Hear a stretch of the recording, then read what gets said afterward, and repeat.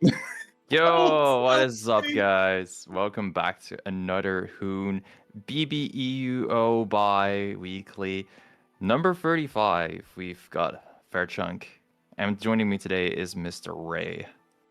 how you doing, man? I'm doing good. Am I? Yeah, we got ourselves a pretty decent bracket. We did just have the big special event last week where we determined who was gonna get sponsored, for the sake of flying out to Outplayed, and right the next week after, I was expecting quite a bit of a drop off in people, but I'm surprised we still got managed to get 30 some people to sign up for Hmm. this to sign up for the bracket. And of course, looking through it, you got you have the usual names. You got Chrono, Ignis, Morph. Well, actually, we haven't seen Morph in a while now. I think about it. Enigma. I'm No, we glad he's really more haven't. active. I'm glad Enigma's becoming more active. 2S, we saw him do a lot of damage last week. That was Duahan, so surprising because we never really saw 2S at all, and then taking games with Maho Shoujo, huge hey man. stuff. Holy crap! I was too busy. I'm all tapped out, looking Yeah, at the yeah, bracket, naming the names. I already same, hear the dude. game. We're already moving in. Potato Nidori. Okay. Yeah, I thought we were about to talk about the bracket for 5 more minutes, but hey, man, Sorry, I not don't today. mind commentating these games. Hey man, look, bro. Getting this show on the road quickly. I respect that, bro. Get this through it.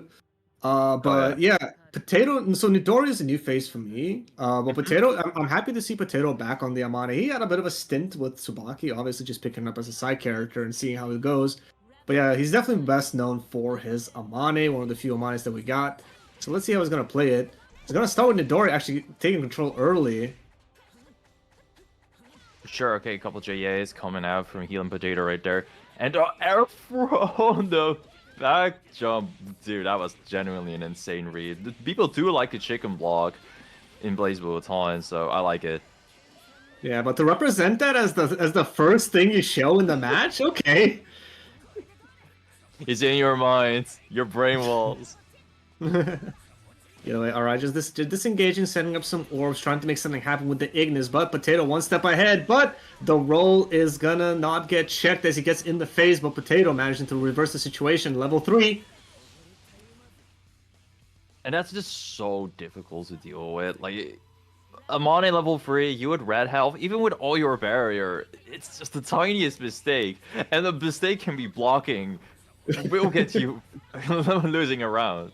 I mean, depending on who you ask, they say blocking is a mistake at any point in the round. Okay, that's a fair point. Alright, let's see how this goes. Alright, catches him with the low, that's gonna... Oh, that's a bad burst. But he was mashing something after, he got counter hit. And of course, Potato ready with his level 3 conversions. Until he drops that one. Ah. Oh my. J2B button. Yeah, J2B, bro. That button is the bane of my existence. I hate it so much. But Yeah, first, when you try to play a character against Amane, so highly mobile in the air, like as a command jump forwards, backwards, can throw a button out, but then also just stop all their momentum and go down immediately and double jump after. It's crazy. I do not like talking about this, but I remember back when I was like year 1, year 2, like I was grinding this game. Potato and his use of J2B was the first person I think that made me legitimately say, "Can I have I need a break," and then go to bed. Not because I was just I was furious. I needed to cool the fuck down because the way he uses that shit is actually really good. It does have so few frames. Oh, Bro, blocking over it. Potato has hit Ada so many times and she's still on full health.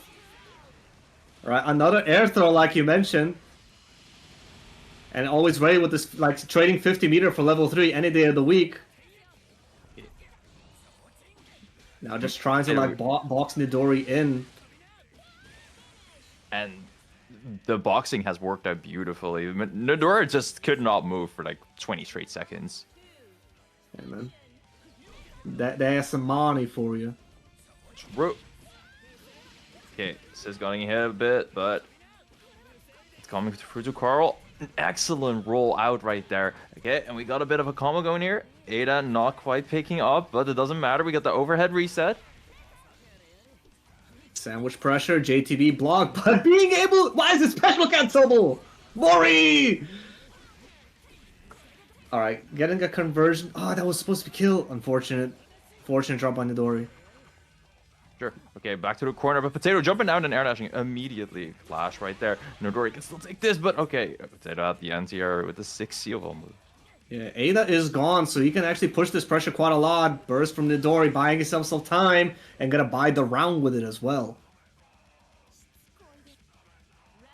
Nidori still got the possibility for a comeback right here. Let's see. But it is match point for Potato. Oh, didn't Yeah, tech that. Match point and very heavy burst advantage. But you know, this is Carl Clover. If Nidori can get their sequence going, it might be over. I love those rolls out from Nidori. It's Potato has a read pretty early on, but now Nidori getting out pretty consistently. However, getting out consistently against that mod at level 3 is really hard and no barrier. Oh man, you said the mistake could even be blocking. Nidori was not ready with the barrier. Potato with the... We saw he always spent 50 meter to get that level 3, and he finally showed us why. Amane chip damage, bro. That's just a jump scare. It really is, especially when you're not used to playing against this character or holding barrier at all. Amane will teach you how to do that. Like, don't worry. That what is it? It's an AB macro, I thought, to get barrier. Yeah, A plus B. Yeah, that AB macro, you're gonna start knowing where it is if you play a lot against Amane. I can tell you. That is for sure. But yeah, so that's gonna be Potato moving on winner's side. His next match is actually gonna be against Chrono, which is unfortunately one that we're not gonna be able to see, because I do wonder how he would go into someone like Lando or someone like New. But yeah, we're gonna be moving on to our next match, which should be Toby on the Platinum up against Geek Spider. And I'm looking at his character and I got nothing. Who do you Looks think like that? a combination of Hakumen and Orikune for some reason. Or you can be a Taker player, that's fair. Never mind, it's a Jubei! the billion mix-ups. Everyone got mixed, bro. The lobby mix-up is too strong. Yeah, to this day, I still have a Ragna avatar, even though I don't play Ragna, because he's just the default guy. Yeah. And I have never been, in these years of playing and commentating BlazBlue, made the effort to change the avatar. I mean, I didn't even know where it was. Someone had to point that out to me or something. Like, it's just like some weird like option, and you need to like buy the customizations in the gacha or some shit. All right. Anyway, Toby really starting us round off well. Got the hammer early on, and getting an early item on Plat without any repercussions at all. Always pretty huge. Getting an early hit, always pretty sick. She got a little corner carry. Yeah, usually what we see when it comes to Platinum is the items usually dictate her playstyle in that given moment. So of course we saw Toby had the missiles, immediately started to like represent them at full screen. Next up is going to be the pants, so we might be seeing a couple of instant overheads. If Geek Spider even lets him play, he got install going. And that was a call out on the backdash as well with that move. That was so crazy. Dude, 3.3, not bad. Oh, no bait on the parry. RC for the extension and side switch. Toby sitting pretty. Probably going to swap items. Discard this one. No, just takes the Pogo knockdown. Reset with the 6C! That is a dead cat, bro! Active flow Platinum? Oh my... That's such a crazy thing about Plat. Like, I feel like she has really good consistent damage. Yeah. And then I don't know why. I don't know why her drives don't have SMP. Like, I feel like they should. Don't, yeah. Because usually everything that's like very loopable, they put a restriction on it. But Platinum, super items plus OD, let me just match 5D and do 4K, 5K. It really is true like that, yeah. All right. The burst right there from the 5As. Yeah, maybe we wanted to do a delayed overdrive or something, but did not work out. Oh, okay, and that's one of the main strengths of Bbeuobi, the jump scare, the backdash, forward dash. Like shooting him across the screen in like a blink of an eye. There it is again. Like you're just never ready, bro. You see, by the time you see the backdash, he's already kicking your face. Yeah, that 2B2, it's just like, imagine if Rock at 5B was a low, you know? He learned from the master. Yeah, maybe it was in fact Juve that taught him the kicker. Ooh, What completely the? baits the mommy B. Incredible dodge leading to strong corner carry right there. Geese Butter for going for a couple good overheads, and now we got about 3k because this is a corner combo. Yeah, not bad. I would rather take that, but 5D requires no direction. All right, Bro, this Toby. shit's worse than ground Yeah. blue. Reverses the situation, gets the meaty with the 2B, pops the super hammer. You are probably eating 3.5. Alright, blocks it this time, but Toby doesn't have to expose himself, crosses him up with the bubble!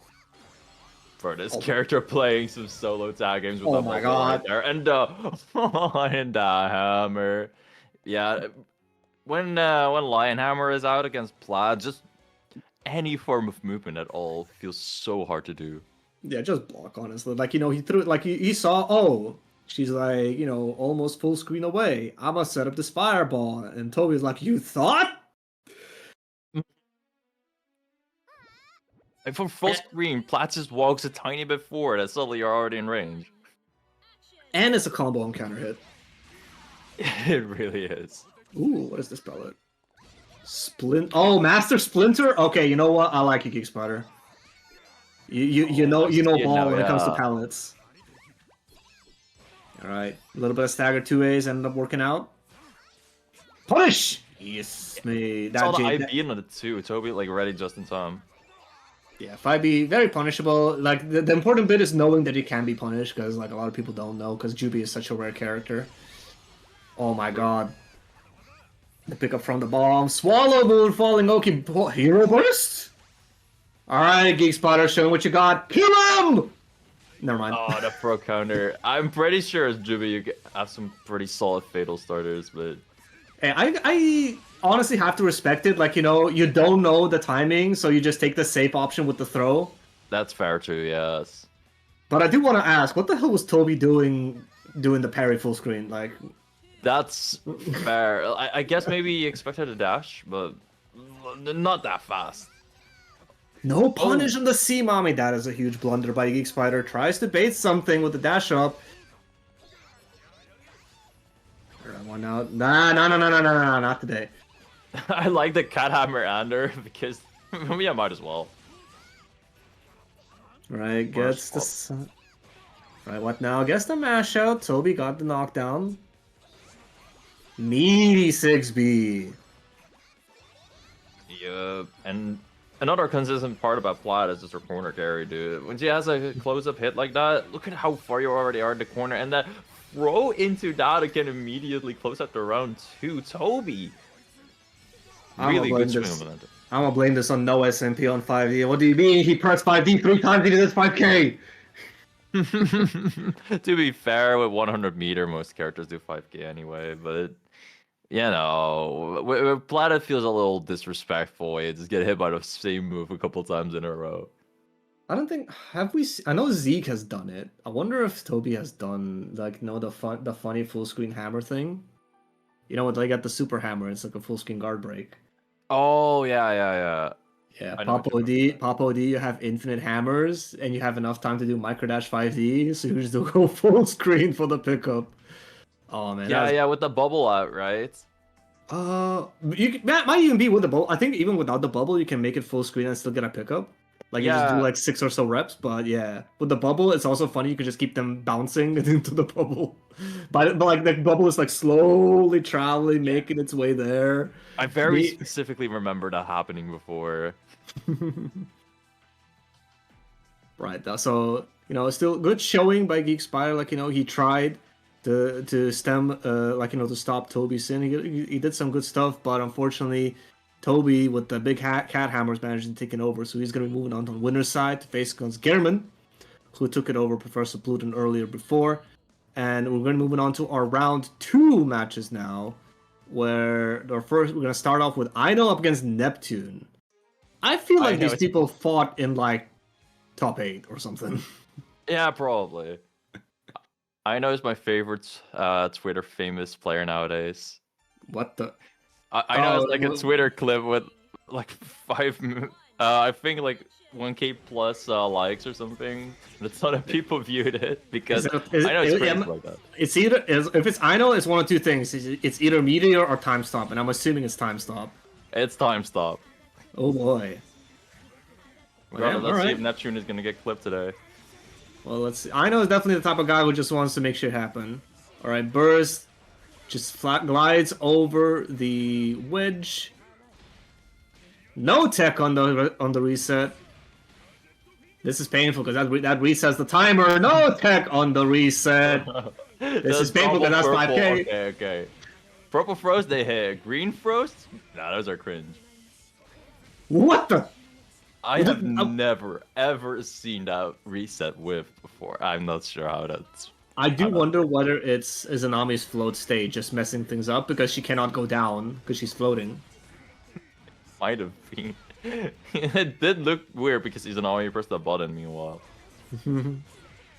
Alright, counter hit slide is a nice bit of like what 3k or so damage. Never mind, 3.34. Oh yeah, if we talk about consistent damage, he's an army definitely got some of those as well. Okay, I know not opting to delete the ribcage here, just takes the danger state. Very, very confident in the ability to keep Neptune pressure down, but Neptune got out right now. And now, you are not escaping the command grab with extra damage. 7k? Yeah, yeah. Oh my god! Oh my. Odin's threw it and command grab super. Can you actually do enough damage? This is Tager. You have active flow. Yeah, there's active flow. He's an army, so this is really solid damage right here. With EA, that's gonna do it. Okay, I know. Not messing around. Actually doing correct things for once. Damn. We're really grappling the grappler out here. I'll take it, man. I'll take it. Hey, bits. Tries to buy a turn with the bits, but left a gap with Neptune to scoop him up. Yeah, that's the difficult part about Taker. Like, it's really easy to say, yo, just don't fuck up. But if you fuck up for even a single moment, then he will grab you. I know, though. We got out. And is Giga vibing right now. Oh, he did not pop the ribcage, so no combo, and again! No, funnily enough, being grabbed out of it stopped the barrier from like draining, so no danger state. So he actually survived because of that. That was so crazy for sure. Alright, active flow might be saving. I know, you just run around Astral! Yeah, if you can do the pretzel, yeah, if you can do the pretzel input in time, then that was a kill. But I know not ready. Oh, he's memeing. He be memeing. Watch out. Sparkball's still available for Neptune. It's danger mode. But the bits buying him the turn. I know, taking the first game over Neptune with, I'll be honest, 2 robberies. 2 robberies. It was crazy too because 2 times in a row Neptune had a single 720 that dealt like 7k damage nearly, and I know still made it back regardless of that. Alright, how we go now? Disengage, Exodus. You know what? Sometimes gameplay makes sense. Counter hit slide, had the bits for the plus frames. Conversion with the droplet. Never mind. What was that skull? What the? What was that? I was just whips in your face. And Neptune just kept pressing, thought it was fine, but it's not. Oh boy, he messes up the collider input, gets a 2C. Oh wait, that was 3C. How did he even get that? Oh, bro, there's no way you get a reset. Why do you go for a reset? Bro, you had to bet the rights! That is a Neptune classic, winning the game and going for a reset anyway. Brother! Yeah, both these players love their clips, let me tell you. Oh, another slide hitting right there. Thunderbird really paying off for this set. Get the Oki right now. Ribcage ready? Yes, sir. We started IB. Yeah, well, got clipped low. Probably was churning in the middle of it. Sparkle is now available for Neptune, though. He might be able to bed with it, especially since Aino cannot block with no barrier. Who cares about blocking if you can just hit your opponent all the time anyway, right? True, and this combo is going on long enough. Barrett is gonna come back. Brother, this character. Yeah, that's at all be classic. Out of Ribcage, who cares? We do a long block string. Okay, so this is actually a pretty smart burst. You would say, because okay, never mind, it did not work out. But I was gonna say, because Ribcage activation costs some barrier, you basically, if you have 50% barrier as a Zanami, you only get like one mix-up with Ribs. And you gotta dispel it out after. So, you know, you could basically say that was a burst to try and deny the use of Ribs. But Aino just didn't care about danger mode. They just did it. Both of these players just don't care sometimes, to be fair. God. The back dash into command grab, baited out Aino's Ribcage pressure right there, and that you can get things started. Yes, you are hit with the magnetism, so get into the throw loops. Yes. Okay, ready with the purple tech this time. Reset into the 2B. That is actually what we saw earlier. It's actually one of the downsides of the Murakumo backdash. You are considered grounded the entire time, which means you cannot backdash out of stuff like magnetism and speedy. The time stop super! Neptune, no! Full duration time stop. Aino might even be able to kill it if he pops OD. Nah, time runs out. I cannot believe that happened just now. What Aino did was such memes, but it also makes sense. So basically, right, of course Aino's going to be taking the second game as well. Yeah, Basically, congrats Aino for moving on in the bracket. There is a very messed up rule in the game, right? When it comes to Ribcage, as it expires, it is not gonna go away until the move you're currently doing finishes, right? So the thing is, as the Ribcage is about to expire, Aino just did the 720 time stop super, which is like 5 minutes of time. And Ribcage just does not disappear on that point. You gotta grab her or something. And of course, he was also airborne. So what Neptune should have done is, you know, jump grab, jump air throw, jump SPD. But you know, there was bids there too. So it's just a messed up situation sometimes. There were answers, but like, goddamn, bro. Snuck that one in, reversed the situation, and then just finished it off with some bits at the end. Okay, sorry. We have a An connection awkward check. knowledge check. Connection check. If one of you could please check their connection, just go into the match real quick, throw some buttons, and look at the delay. Okay. Yeah, they're holding back the whole bracket, and just now told me they have a connection issue. So Okay. it is what it is. Alright, so we got Dylan and who was it? Hi, Axel. I actually. Axel. Ooh. I've played both these guys before. I've had good connections with them both before. Hard to remember who was Alright. more messed up, but yeah. Oh right. Sorry, I'm on keyboard. All good, all good. I'm on keyboard. Doesn't matter. You don't need to win. It's just Warrior real quick Ray. connection check. I think this would be the ideal time to tell you about our codes. Yes, we have codes again. So Oh hell yeah! Hit that match Reno. Let me do that right now. the codes Thank are you, free. sir. They're 25 cents. Please claim a code if you have the time. Thank you. Okay, 65. So how's it looking?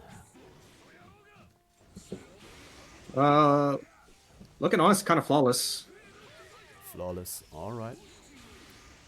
I'm gonna kick him out again.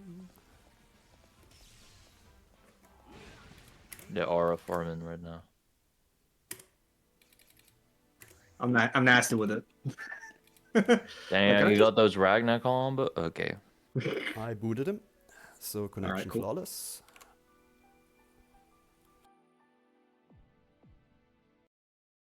Yeah, it was like a 50 millisecond, 60 millisecond ping. Hi, Axel on the Mai? Yeah, he has a my. Damn, bro. Wow, everyone's busting out that. Oh my god, that's 2,000 games. Everyone has a pocket my. Yeah, it won't take long.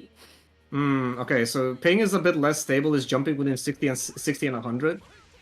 Oh, that sounds like Wi-Fi. Oh, Oh, that that's was spike. laggy. That's spike to 2-3. Okay, Yeah. okay, okay. There you go. I think we have. Oh my God! Roll back 4. Oh yeah, we found it. That is unfortunate for Hyaxel. Going to probably be sent to the Shadow Realm of the losers bracket. I mean. All right, let me set up auto pass again. There we go. But yeah, as we mentioned before, we do have codes. We've been working for them quite hard. We have 24 codes remaining, so cash them in now. Just quickly log in, press a button, and you were just in right there. I just did it right now. Press show more. I am happy to see we are punching through these quite fast, but we still have 23 left. So that just means we ain't gotta shut up about it. Ooh. Rip Hyaxel. Rip Hyaxel. But in the meantime, I do see you, Harris, with the code. I am thinking whether I should read out literally everybody that's here, but what are we waiting for next? Because Dylan is back. Dylan and Why is he back? Chikes. Oh, okay, so he moved on immediately. I see. Yeah, I mean, there was nothing we could do. Yeah, that's unfortunate.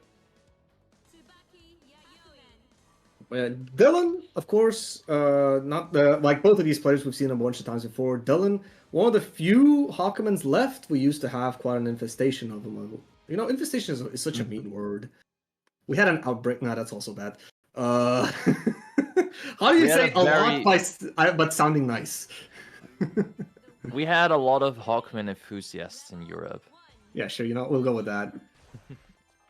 But a lot of them has since sort of died out. So it's actually quite rare to see a Hawkman now. It's mostly, if you see him, it's going to be either Dullahan, Seigi, or I guess at this point, yeah, Dylan. But Chai's gonna be. Use Seigi too much these days. Yeah, Seigi I think mostly plays in his own pawn. But of course, one of the best to ever do it. Oh, it's also a Sugi Hawkman sometimes when he decides to. Alright, we block that. Tries to do something on that cross-up, but was not ready. Active flow about to come online for Chai's. Next hit is going to be death with all the meter he has. Counter hit Enma. Get that knockdown. That we do. Barrier back. Okay, Dylan. Now trying to zone a bit. Oh, very, very solid air there right there. Yeah, but no mags on Dylan, so you have to take a short little combo. He has to buy for some time, and Chikes, recognizing that perfectly, spends all the time to build up 5 stocks and skips neutral immediately. Yeah, that's just the thing about giving Tsubaki a bit of space, right? She builds up those stocks, maybe she has the potential for bananas. Well, that's the thing though, as Hawkman, you can't really chase that well. You can try wave dashing, but that's gonna cost a lot of meter. You have a really good air dash, but your options out of it are kinda linear, Sly goes unpunished. Enma right in her face with no punish on the DP! He did not lab how to punish the DP! Maybe he was expecting to follow the dive kick, but nothing came! The dive kick is always a true block string man! Alright, 2D working out, but no Magatama! This is only gonna do 3.5? 3.2. It's kind of decent, but yeah, you are forced onto the blocking end right now. Oh, 2A, so the overhead won't hit you. Oh, roll gets caught. Instant burst by Dylan. That is a huge win for Chikes. Another huge win is that 3C anti-air. It looks really, really stupid, but it is genuinely an anti-air. Not only is it an anti-air, it's an anti-air with a whiff cancel on it. It really is. Alright, big chunk of damage on the side of Dylan. He's forcing the issue with the Megatama. Astral Wake Up, that's a throw! Oh man, this is how we started? And that's our first Astral today, boys. That's unnecessary roughness, man. He had 100. He could have just done DPRC or something. DPRC, Super RC, but nah. Shake's just showing complete utter confidence. I mean, Tsubaki's Astro is probably one of the best for the sake of confirming into in the game. It's not it's. I don't think it's even that bad on block per se.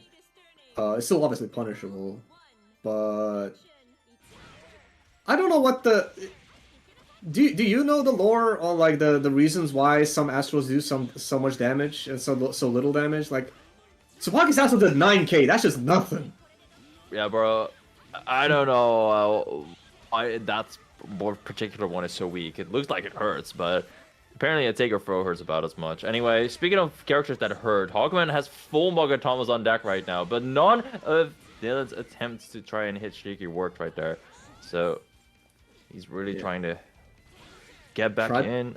Yeah, you tried to force the issue with the like spending all the Magatama, but Chai's just ready on that Zantetsu and managed to reverse the situation after. And now moving on to set point over Dylan, who has not been able to. No, he did get quite close a couple of times. He just needs to like round it out. For sure. Yeah, that overhead is sometimes pretty nasty to deal with. And sometimes you don't deal with it and take 3K, you know. Yeah, you were talking about consistent damage before. Tsubaki is the queen of consistency. Most of the stray hits are going with the 3K. Mm-hmm. A bit too high for that 4C, but Dylan managed to stall for some time. Got 4 Magatama if he wants. OD out. He wasn't looking at the screen. Resources. Oh, not the anti-overhead. Mugen is coming out. Bit of a drop on the combo though, but Mugen is still available. This is gonna do so much damage, bro. Active flow as well. 50 meter available. He drops it. That was a dead Hakumen. Dylan, one more chance at life. Messes up the J24. Bananas out for the boys. Now you're dealing with bananas. Tsubaki's taking all that time to build up to all the way up to 3 stocks right here, but the he messes up the Enma. That sucks. He manages to mash out. No, that was so close. You could have at least forced the burst out of Shiki right there, but yeah, almost managed to bring it back during that, like, you know, all that chaos, but Jikes, with all the resources he was able to build up, just able to, like, you know, force the issue, I guess you could say. Mm-hmm. What was really wild about the Mugen section is Shikes dropped the combo somewhere, but then the raw fireball out of all moves started to hit. And you would think, oh, that's just kind of like a mid-starter. There was 4K from that with a dropped combo, I might add. Like, oh yeah, when you're talking about Mugen and Tsubaki, just know that pretty much any hit is like, if she has 100 meter with Mugen, is 6K, I believe. Like even A starters, like it's ridiculous how much damage she can get with Mugen. Like Mugen for both the like, funnily enough, those were the 2 characters with the Mugen super in the game. Both characters in Mugen just delete. just delete. Yeah, we got the confirmation from Shax. It's like 8K if he doesn't drop.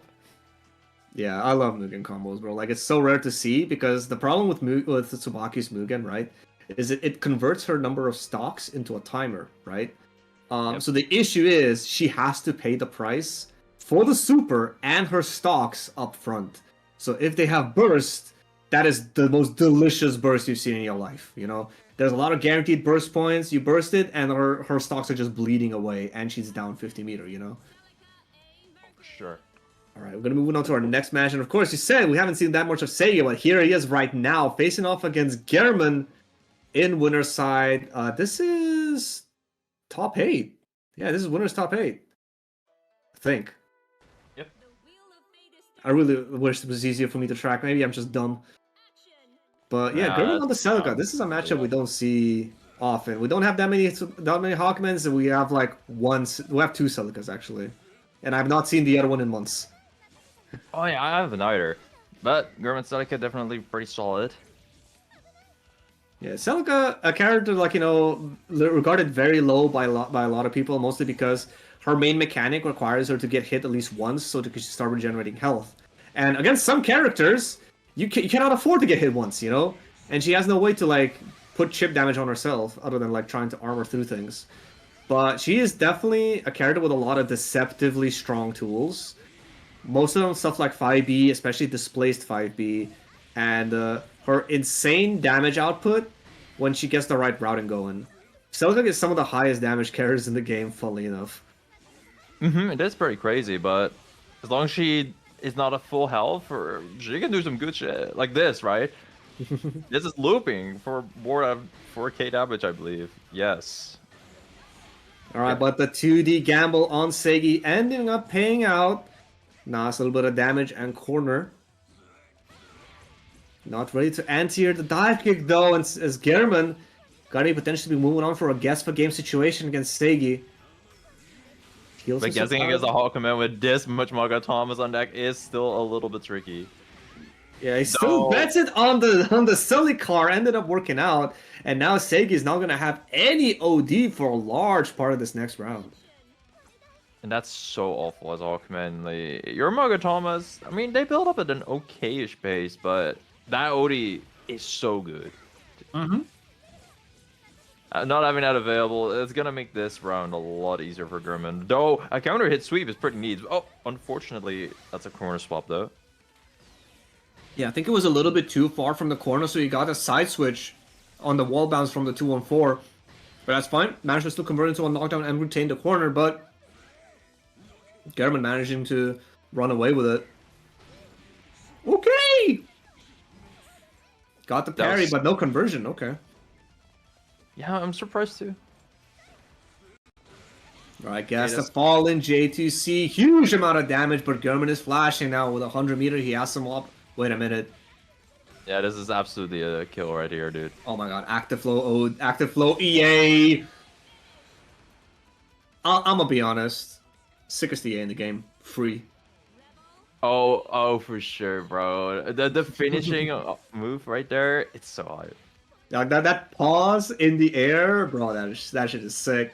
And every time back in BBCP, when that motherfucker, like, you know, just did air throw OD into 10k, I loved every second of it because I was not playing that game. I did not have to deal with that in delay. Hawkman air throw ODs are legendary. Uh-oh. Great burst available for Seigi. I think he should be alive though, so he's gonna probably try to go for a robbery with OD. Alright. Almost from Seigi right there. Almost full Magatama. I don't think we will see a Mugen. And honestly, I don't think Seigi needs it. Cast the air dash.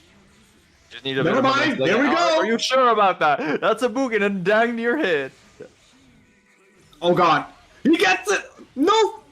And all of his meter evaporated. Gehrman is gonna take the first game, brother. Like, Seigi gave up a lot of guaranteed damage just to set up, like, you know, a Mugen situation. And unfortunately, didn't quite meet it properly. Went with the most obvious option, which was, like, the instant Zantetsu on Oki. Gehrman jumped out and managed to, like, you know, he did not get that hit. It was a situation, like, you know, he gets the hit, you're dead. If he doesn't, you probably win. Like, you know, just like that's the pinnacle of the Hakumen Casino. I'm going all in. You know, I mean, they love being masters of the slot machine. Why else would you play this character? Nice crossover, JB. Seigi's JBs have been really solid. It's just like often happening when Seigi doesn't have a lot of Makatamas, so it doesn't lead too much. And meanwhile, Celica has pretty solid, consistent damage as long as you have taken a small little hit. Yeah. Also, something I learned just recently. I was not aware this was a rule in the game. Apparently, normal jumps will never autocorrect, but super jumps will. Oh god. Yeah, that's weird. Anyway, nice block on the uppercut, counter hit starter. Minimal Magatama invested and still 3.5. Catches the back there. Seigi, finish your food. Oh no. This is Salga. She can heal a lot of that health. Heartbeat on the burst. He gets a counter hit. Burst coming up with Seigi. This is painful now. To be fair, Seigi does have a lot of Magatamas, so you know this is never. It's just over. I was about to say the opposite, but you know. Damn, match point for Gamer off that blunder by Seigi. He should be up around right now. Alright, jumps the throw, but a bit too late on the punish. Oh yeah, the aerosol actually dooming him as he gets counter hit. Goes for a reset. Yeah, those are two raw hits. Okay, those JBs have been hitting a lot, and counter finally hitting for Segi right here. So one final hit is not over getting. Gurman mashes out beautifully, and now we got to the 9K. Low is clip. hitting. Oh, drive available to lock out the burst on the next hit. Segi, you are guessing for your life on this next mix-up. Pretty sure Wait. about the next mix-up. This is Celican OD, man. No way. Oh my god! Yeah. How much damage is that? I mean, it's a clean 1K extra always. Oh my god.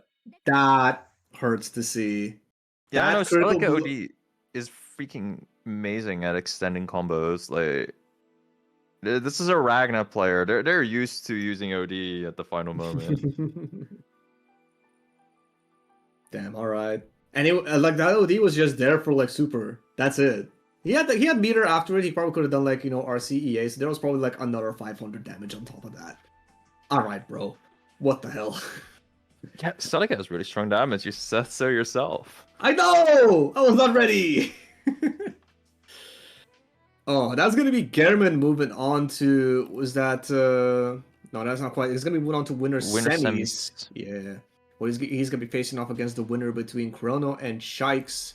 Chrono taking an over potato earlier before in the bracket. Meanwhile, we're gonna be moving on to our next winners quarters match, which should be Ignis, who I think he came Second. And second. At the Bbeuobi Outplayed Special Edition. This is how you know you're getting over. I remember, like, not even goldfish memory at this rate. It's getting bad. But yeah. Not even goldfish memory. It's fine. You know frame data and what characters do. I really wish all that information in my head that's like frame data stuff will be like, you know, replaced by like stories of people where they came from, etc. So I can actually like, you know, have some shit up. Meanwhile, Morfred on the Jin. He was known quite a lot for like one of the nicest Narutos that we had, but I think he has been committed to the Jin switch for quite a while now. It's been a couple of months at this rate, I think. But yeah. I've seen him more often on Jin, but still occasionally on Naruto. But that was a while ago, to be fair. The last time I played Morfred, it was on Naruto. Anyway, right now he's playing someone else, and that is Ignis. Really trying not to get hit by a single hit from Arakune because, yeah, any small hit can lead to curse. I don't blame you for DPing instantly. Yeah, I mean, honestly, it's also surprised he did not burst instantly on the hit. Must have recognized it's a difficult conversion. All right, trying to lock him down, but Ignis backdashing out. Sets up the clouds. They see zoning. Excellent 2C right there. Oh, you saw the IB on the last hit too? This Morph guy, he might know what he's doing.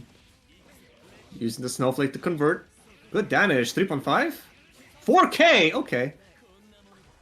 Dude, Morph's conversions already are absolutely on point. And just like this, ready for the cross-up on the 6C and confirmed into a kill off DP. Morph locked in. All I'll say though, 6C2D, 1, it's a Gatling. 2, you're pressing 2D. The direction does not matter.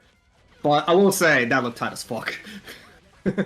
I'm glad, like, you know, Jin is actually an insanely stylish character.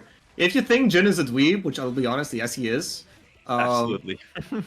What I would recommend you do, boot up, go to like, was it Box Docs? Dantarian Box Docs? Check frame by frame on some of Jin's animations. This guy's doing tricks. He's styling. Like, Virgil would be fucking jealous, bro. He is unreasonably stylish for no reason. Bro, like, if you don't believe me, look at the animation of, I think it is either Tsubaki or Rekio, and on 3C. This motherfucker throws the sword into the air and, like, sheathes it in front of him in midair. That's just tight. Anyways. right now he's really dying, though. No, Morph is freaking dying. Like, Jin is so cool. Jin is so cool. Arakune disagrees. He curses death. And Morph just hasn't been getting out. Survived the layer of mix, but there is another one immediately because Ignis won neutral ones, and then that means you get cursed. And Morph just, for the next like 30 seconds when we were talking about how cool Jin is, was fighting for his fucking life. My bad. But I was gonna say, Even though we have been shown that Arakune can definitely do like 7, 8k plus types of damage off a single curse hit, right? Yes. Ignis instead chooses to do 10k damage in two curse hits. Like it just finds a reset somewhere in there and just like melts you very quickly. Which means like every curse you will get a chance, but like it's very scary. You need to know exactly when it's coming, and he can make that so ambiguous. 3.3 mashes out, gets more Fred Curtain. Never mind. Well, now he's cursed. You gotta bury those! Oh, actually, 63D for the combo and kill, but unfortunately Ignis was ready and behind more threats, so the DP whiffed. No opportunity to do any follow-up at all, and taking the game. I definitely think that maybe Morph was kind of banking on the fact that like if I get hit like in the air with this like weird bug or something, he won't be able to convert. But Ignis has played this character so much, he's actually like it comes naturally to him, being able to convert all these like weird hits into a kill. Absolutely got a bit of that character mastery, for sure. Red, not too much damage, just chip damage, we chill. Oh, the counter 5C, I hate to see it. Burst him into the corner, prevent a little bit of the burst gain, but you had that little burst on you, so that's instant burst. Sorry, instant curse on the OD from Ignis. And Morph just not ready for that bug. I'm not sure where that bug even came from. I was just like, wait, Morph got hit? That's what I'm saying. He has got the green cloud on him too, restricting his movement options. But that's not even gonna matter, he's just dead. Yeah, can't move if you're a corpse. Oh, maybe move for a second, but Morph was not ready to live. Yeah, just such an overwhelmingly disastrous situation whenever Arcuni gets that hit. Tries to low profile the JTC, but that ain't gonna work out. But no burst available for Morph, which means it's curse time, baby. Alright, how do we deal? Gets clipped low. I'm pretty sure Morphos is not ready for how long that green bug can put you into block stun. And yeah, we are watching a lot of curse mix, but now Ignis. Oh, really, really good low right there. It looked like it was about to jump, but Yeah, he was not. Is that game 1 or game 2? That was game 2? Damn, bro! Ignis running a speed run. Oh crap! I accidentally closed the bracket. Thought you were about to say the game, and I'm like, I think I see your outline, but it's three of us standing at the same place. But yeah, that's gonna be Ignis moving on to face off against Dullahan on stream a little bit later. Which, if we take a look, Dullahan managing to take it over Enigma and Aino, who we saw, of course, take it over Neptune earlier on stream. But of course, Dullahan is expected to make it super far every single time at this rate. He's very consistent. Meanwhile, Tails from the bracket. Let's see what's happening on loser side. So, Pluton took it over Geek Spider, but unfortunately fell. No, wait, he also took it over Asymmetry, Trubnik, and is now actually going to be facing off against Chrono to see if he gets a spot in loser side top 8. Otherwise, we see Enigma still staying alive, taking over Shinisi. He's going to be facing off against Neptuneu next to see if he gets one of them two gets to fight against Seigi. Elsewhere, Toby staying alive as well. He got locked into losers, but taking it over Jawad, taking it over Binis, and now he's facing off against Aino to see who makes it into top 8. And of course, 2S still alive, taking it over Dylan. Now fighting Potato, who we saw earlier on the stream today as well. Wait, wasn't it 2S Potato? No, it was Nidor Potato. No. My bad. No, 2S is just also a common player. My bad. Yeah, I was about to say different crop player, man. To see which one of them is going to be facing off against Morph. But for now, we got our next match, which is Shikes and German. Back on the Ragnar. I'm taking notes, is all I'm saying. Alright, Blue Beat. Yeah, you had a great Ragnar on keyboard, man. Oh, the autocorrect on the Gatlings. Mori. Yeah. Love my whiff cancels that also have a jump cancel. Oh, a little too far for that 2D to hit there from Gurman. And Gurman going for the DDP, so Shakes has a lot of chance to punish, but unfortunately, with the combo. Alright, tries to make something happen. 5B after the OD, tries to take his turn. Okay, both players spending 50-meter. Gurman to try and get a mix, but Shakes to deny that mix with the guard cancel, and Gurman is now here in the back corner. Right. Nice delay tech, buying himself a turn, cross up with the blood scythe. Finds the hit, base a non-existing burst. That was for sure interesting. However, Gurman still knew what he did afterwards, what he had to do after, because took the round, you know. Even like did a quick double overhead off the gauntlet. Hades was able to convert, was close enough for the 6A as well. But now running a little bit of pressure, 2C whiff. We don't contest that. It's too fast. Even though like it's such a messed up thing. You see a 2C whiff, you know it's your turn, but by the time you've seen it, you processed it, it's too late. True. Oh, hard bait. Oh no! Presses the 5C too early, goes into the wrong direction, reset into the 6B. That's gonna be Gurman with the CT extension, taking the first game over Chikes. And that was so fast, dude. Like this went from an incredibly close round 1 to Gurman completely knowing anything Shakes was about to do.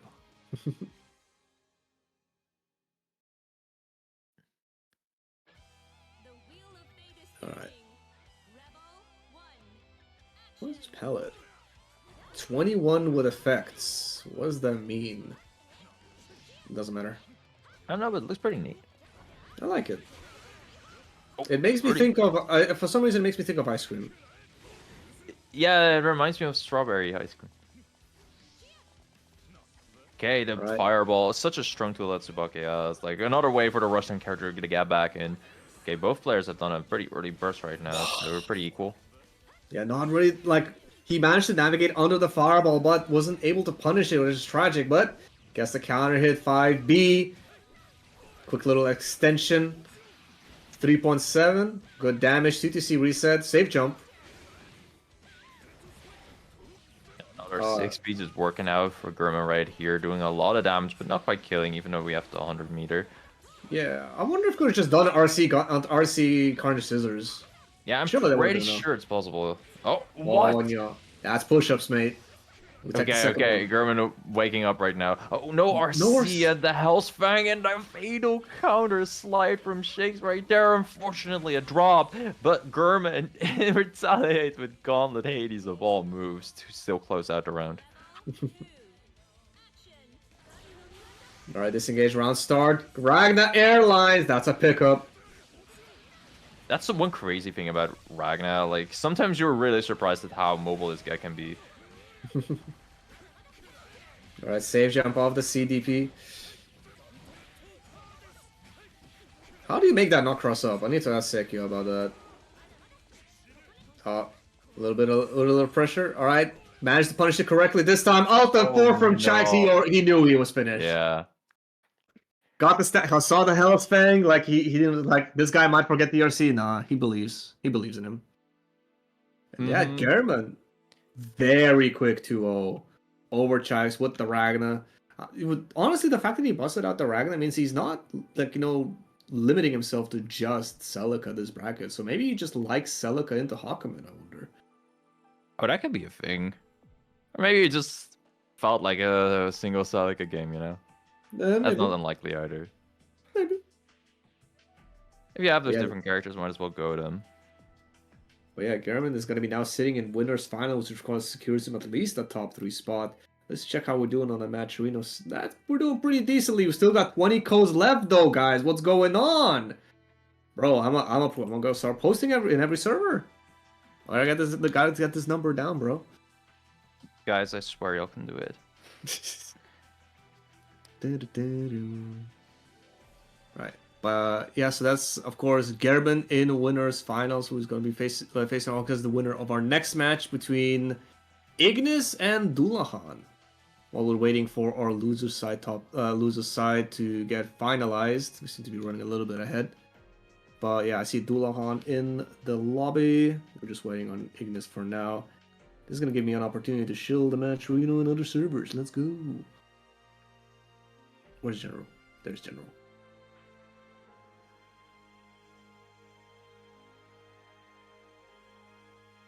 In the meantime, do we actually have any Oh damn, never mind. There is no in the meantime. We're moving on to our next match immediately. Yeah, can't look at losers, bro. The losers are meanwhile just fighting for their life, and we can't even acknowledge their existence. There are some winners we got on stream.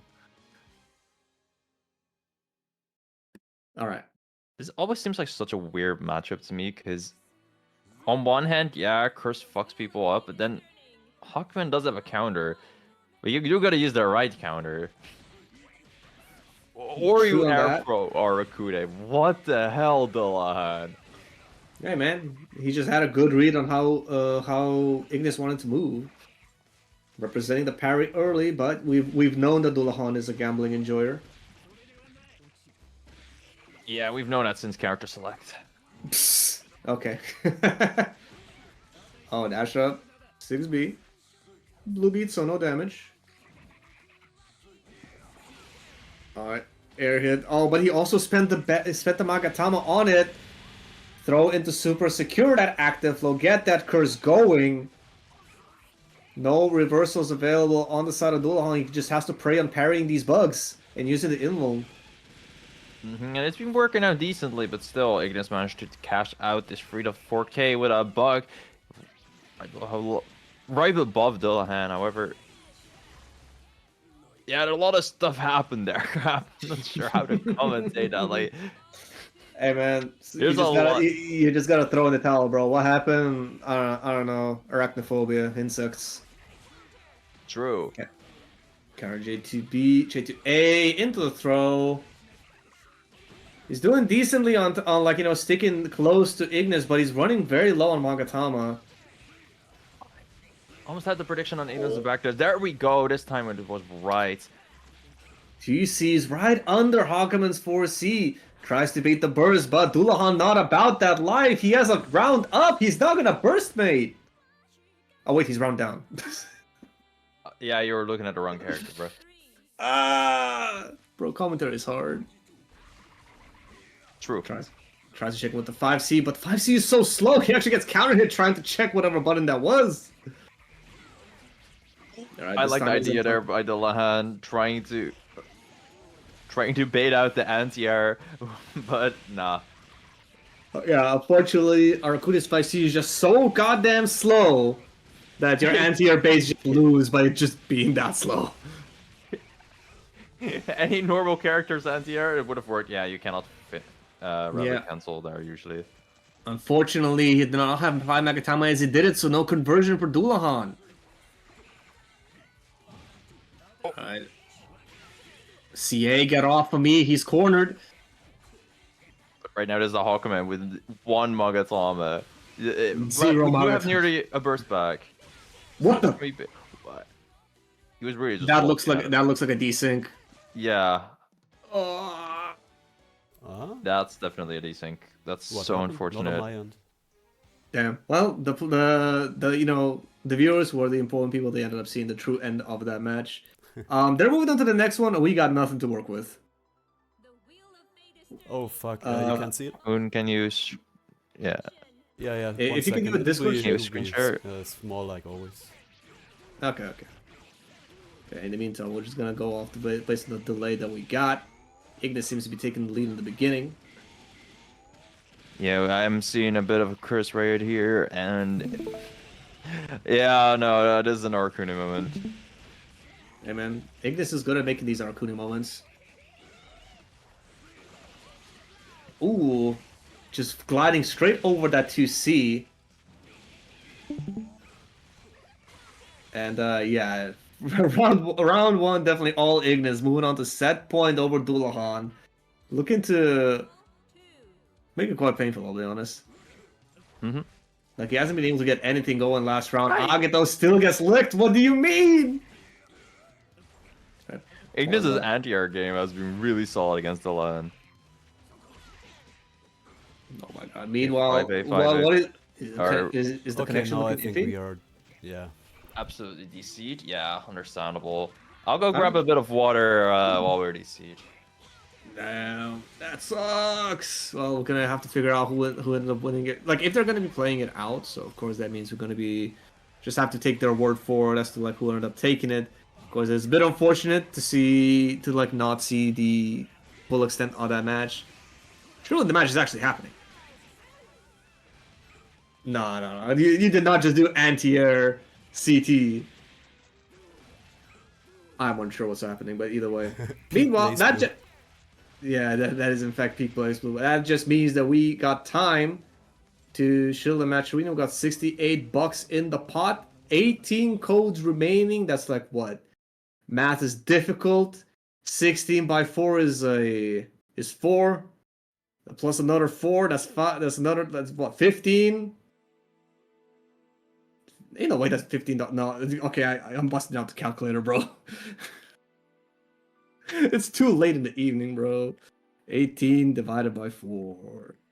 Yeah, $4.50 left still that you can just contribute by just pressing a button after logging into Match Reno.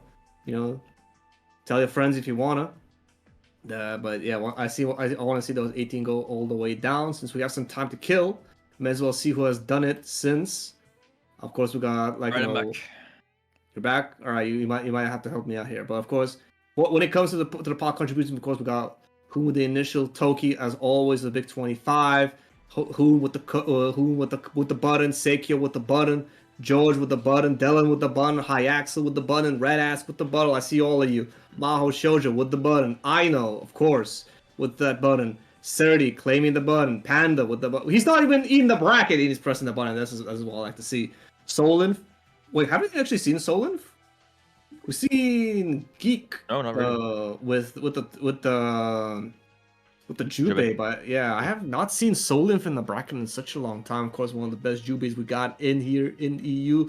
We have, who is this? Basin Ivan? Something with the button. I respect it. Rage Wolf. I like seeing these new names with these buttons. Gerald with the Clippy. You know, gotta respect the movement. Clip it together strong. Oh god, it's not embedding. It's just a rumble. I'm assuming that's Chrono. I got you, bro. I must just assume that's Chrono. Kazman with the button, Potato with the button, as we saw, Euchre with the button, and of course Euchre with the big direct contribution of $20. Big respect. Always love seeing this pod grow. And we seem to be moving on to our next match, which is going to be loser side Toby and Morph. So Toby ended up taking it over. Let me check the bracket again. Yeah, Toby ended up taking it over Aino. That must have been a Clown Shoes game, I'll be honest. Clown Shoes character versus Clown Shoes player. But yeah, meanwhile, we got... Plot does kind of have Clown Shoes when you think about it. What am I looking at? What the hell is that? Hoon, you should be lucky that you don't have the improvement mod installed right now, man. I'm gonna hit reset palette on that one. If you don't know, you can just like, you know, disable any palettes that you see if they get something weird, so you don't have to deal with it. Alright, 5D, that's a punish. Morfred looking in a very favorable position. Might even be able to kill with this meter. Oh yeah, easy. Yeah, good awareness of going into the EX version into Super right there with Morfred. I love Morfred's use of the 25-meter options that Jin has so far. Yes, mate. Heal early, heal often. Catches the roll. Burst from Toby. Did not like it. Also wants the time to be able to get an item. I mean, what's this worth the item? I mean, you could be in this situation without the item. That's fair. What was it? Otoes was maybe trying to force an air tag, perhaps. Card break RC, but misses the micro dash. No pickup for you. That's 75-meter down the drain. Well, Fred though, close right now. Careful with your active, movement, especially with the cat hammer right around. Oh, huge cross-up right there by Toby. Good stuff. Yeah, the thing is, he's like Morph is just one OD confirm away from killing. Just needs to get the right hit. Uh-oh. Oh, he misses the 3C! But Bombs might be able to lock down Morph. What a way to run out. Crazy. No! I was just waiting for it, man. I was just waiting for it. That's such a funny way to punish. Because Jin can kind of delay the follow-up on his DP, but it's not Mm. invul, so it's a guaranteed way to get a bit of damage. I will say though, like, maybe he was banking on being able to punish the landing recovery for Platinum, but Platinum recovers in the air from all of our, drives. Yeah, sure. Very little recovering moves. Hey, horse pressure here, just pretty scary. Doesn't matter for Toby though. Mashes out, and back to the corner we go. Oh, all bubbled up. Ooh, good block. All right. That could have been a high any moment. Uh-oh. OD available for Toby! Guardbreak City about to be incoming, but I think Morph is gonna drain all this OD time. Reset into the overhead. That might be a dead Toby. Oh, not quite. Oh, that's so unfortunate. Okay, but still got it. Oh, that was so awkward though. Like, Morph's meter was 25, but at a point where you don't really have the option to go into something large anymore. And also, it was a counter hit 6A. Counter hit 6A um, doesn't need meter to actually get a combo. Oh, that's So good to maybe you know. could have like kept the meter, but it's hard to react to that, of course. Oh, for sure. Like, how many BB players are reacting to the counter hits all the time, Not a ton. Oh my. I hope you like the word circular disc. Oh man. That's good amount of damage on the side of top. Bobby right after. Morph tried to do wake up OD, but he's got clipped. Yeah, that was some insane camera work right there. I would have not been Yeah. able to be sane afterwards either. Something that I do is usually after EAs, because they do tend to involve camera work. That's when I try quick get up. You'd be surprised how often that works. Alright, managed to converge off the Snowflake. I think he could have done the same Andrew we saw before with the, like, with the EX into Super, yeah. I think he was a little too high up for the Super to actually hit. That's the problem right there. Anyway, Toby, really good with these round starts. It's just more Red has often been able to find his way out of the corner. However, for now, Toby is still doing really well. And that butt slam hit in Jin's face right there. Yeah, it's an interesting minigame when it comes to Platinum 6B, because like normally you cannot convert it, but if you make it hit meaty, you make it more reactable, but in exchange you can get to convert it. So it's like you get to sort of choose how quickly you want to have it happen. That's a guaranteed follow-up. He did not jump it correctly. That is a nasty 3K to hit with that active flow, but counter hit C-Mommy. Guaranteed pickup. Toby taking the round, tying up the round count in this game 2, is it? Yeah.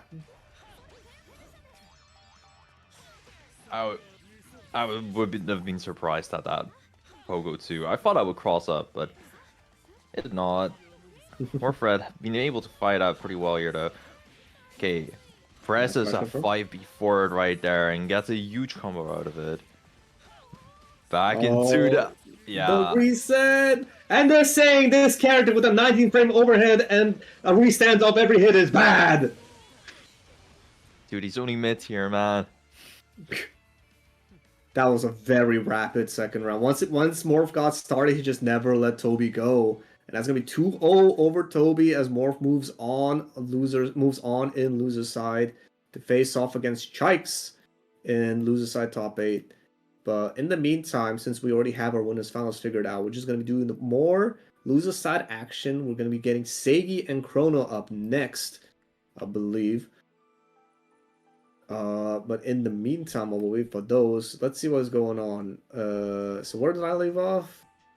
Yeah, with Euchre. Then we got... I'm pretty sure you had nearly everyone. Man, may as well finish it. So we got, once again, Euchre, big ups for the big 20. After that, we had Shinichi, who I think was in the bracket earlier, with the button, Enigma with the button, Segi, we just saw him earlier, and we're gonna see him later on as well with the button. Morph, who we just saw just now. Nilo is a Nami, correct? If memory serves. I think so, yes. Yeah. Oh wait, KK Thalmasia's dad is Chrono, so there was a different Chrono before. I apologize. Is it Chrono the? Yeah, we got multiple Chronos up in here. Chrono the Sensei. I do not know who that is. If anyone knows, let me know. But after that, of course, we got Drave. He came in quite a bit late. He didn't quite manage to sign up in time. That is unfortunate, but what can you do? Double Rum with the button. I'm gonna skip myself because that's kind of cringe to shout myself out. Harriet's a Payday with the button. Void. Nice to see you, Void. I hope you're doing well. Don Weepo. Make sure to check out his lobby invasion this Sunday. Neptune, who we saw, Neptune, of course, who we saw earlier today, and of course, Geek Spider, we saw on that rare Bbeuobi pick at the beginning of the night. But yeah, thanks everybody for contributing to the pot. We got some codes remaining, so if you guys want to see yourself in that list, make sure to do that. All you got to do, log into Match Arena with Twitch, Twitter, whatever. Sorry, X, or whatever that you want, and just press contribute. That's all you got to do. It takes 5 seconds. All right. All right, Segi's in the lobby. Now we're just waiting on Chrono. Well, I know he blew match. Hakumen and Murakumo. That is yeah. In terms of just a player matchup, and also, I mean, a matchup. This is something you'd expect to see, like pretty high up in a bracket, but we're only in like I think this is barely top 8. This is losers top 8, yeah. Mm-hmm. So yeah, one of these guys is finishing 7th. Crazy to think about, because usually, like, we're used to seeing Chrono in grand finals. We're used to seeing Segi in like top 3. Damn, pretty close on games as well. Yeah, I feel like a lot of the brackets in you have just been pretty fluctuating. Like, some players just beat the other ones that are like higher seeded, and then we get matchups we don't really see on losers. What can I do? Win. Yeah, just gotta do that. Just play perfectly okay, according to seeding. Okay, I recognize this palette. So the palette that Chrono is rocking, I don't know why. They just had a jacket that was like white and blue. I was like, yo, this looks tight. I'm gonna make a BlazBlue palette for every character with it. And that's what he did. And it goes hard. I was about to say, Maya has this color normally. Ooh. Alright, man. Stop okay.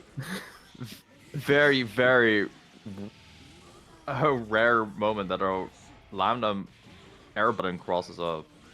Yeah, meanwhile, Anyway, Sega just Yanaging right through Spike Chaser might be one of the things Chrono has to be aware of. Also, Yanagi seems to be ignoring the Gravity Seed. No RC to extend it! Oh my god, this might be just buying Segi a chance, but he's not going to be able to use it. Spencer Seed this time, he has the meter to finish it. Alright, Chrono taking the first round, managed to regenerate most of his burst as well. Yeah, and that's such a huge advantage because as Lambda, you already are the more consistent character. Being more consistent than Hawkman, not really that hard. Mm-hmm. What? Oh god. Bro, JC hits both sides! Yeah, it's been happening a lot, and Kronos is not ready. Yo, we blocking 6Bs? That we are. Oh, 6A. Some things never change. Nice block on the overhead by Segi. Active flow and in your face. That's a burst from Chrono, buying himself some time. Wants to run this active flow out. Meanwhile, Segi, only 3 Magatamas to his name. Though that situation is rapidly changing. Can get more if you cut through them, but that is an inherent risk if you visit like that, and Chrono with punishes. 3K on deck. Gravity Seed Oki. Stig has a lot of Magatamas, but just not able to use them. Forced to burst if he wants to have another chance of playing, but Chrono denying that with the anti-air right there. Yeah, you saw Like, when Chrono went for the double overhead, it's not that Seigi got hit overhead, is that he tried to backdash. And Hawkman's backdash is like the only backdash that has no invuln, which is tough. Is all I can say. That's tough as freaking nails for sure. Though, in exchange is I think like the shortest total duration, so you can actually just spam the shit out of it. Oh, I didn't know about the total duration. Yeah, like if you ever like decide to have Hawkman in training mode, just mash backdash for a bit. It's like Tekken. Damn, well, freaking Korean backdash ain't interesting. Oh Pretty much. wow, that was a huge counter hit that Sega has right there. Now, lots of positional advantage and a lot of Magatama to use. With Corona instantly bursting, I would be panicked as fuck too. Anti-air rank, we were not ready for that one. But Chrono with the burst manages to reverse the situation, gets Sugi cornered, but no gravity seed. Corners himself, burst from some Segi, keep him claw. Not quite a counter hit, so that's not a combo, but 6A, bro. You can whip whatever you want, press 6A after a Lambda when your opponent is airborne, and it will probably work. Good shit right there. But this is a counter hit, son. Oh my god! Wait, Chrono barrier in the air, please. Now you got 7K. All in like one sequence, so unfortunate. Yeah, in case you don't know, Hawkman's 5C on air hit is his best starter, I think. If you're not including stuff like, full charge Shippo and stuff. Mm-hmm.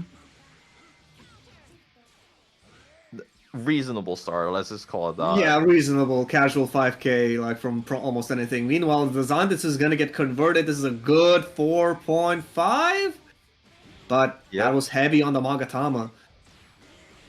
But the air throw is going to reverse that situation. Active flow on Seigi's side. Going to have OD available soon.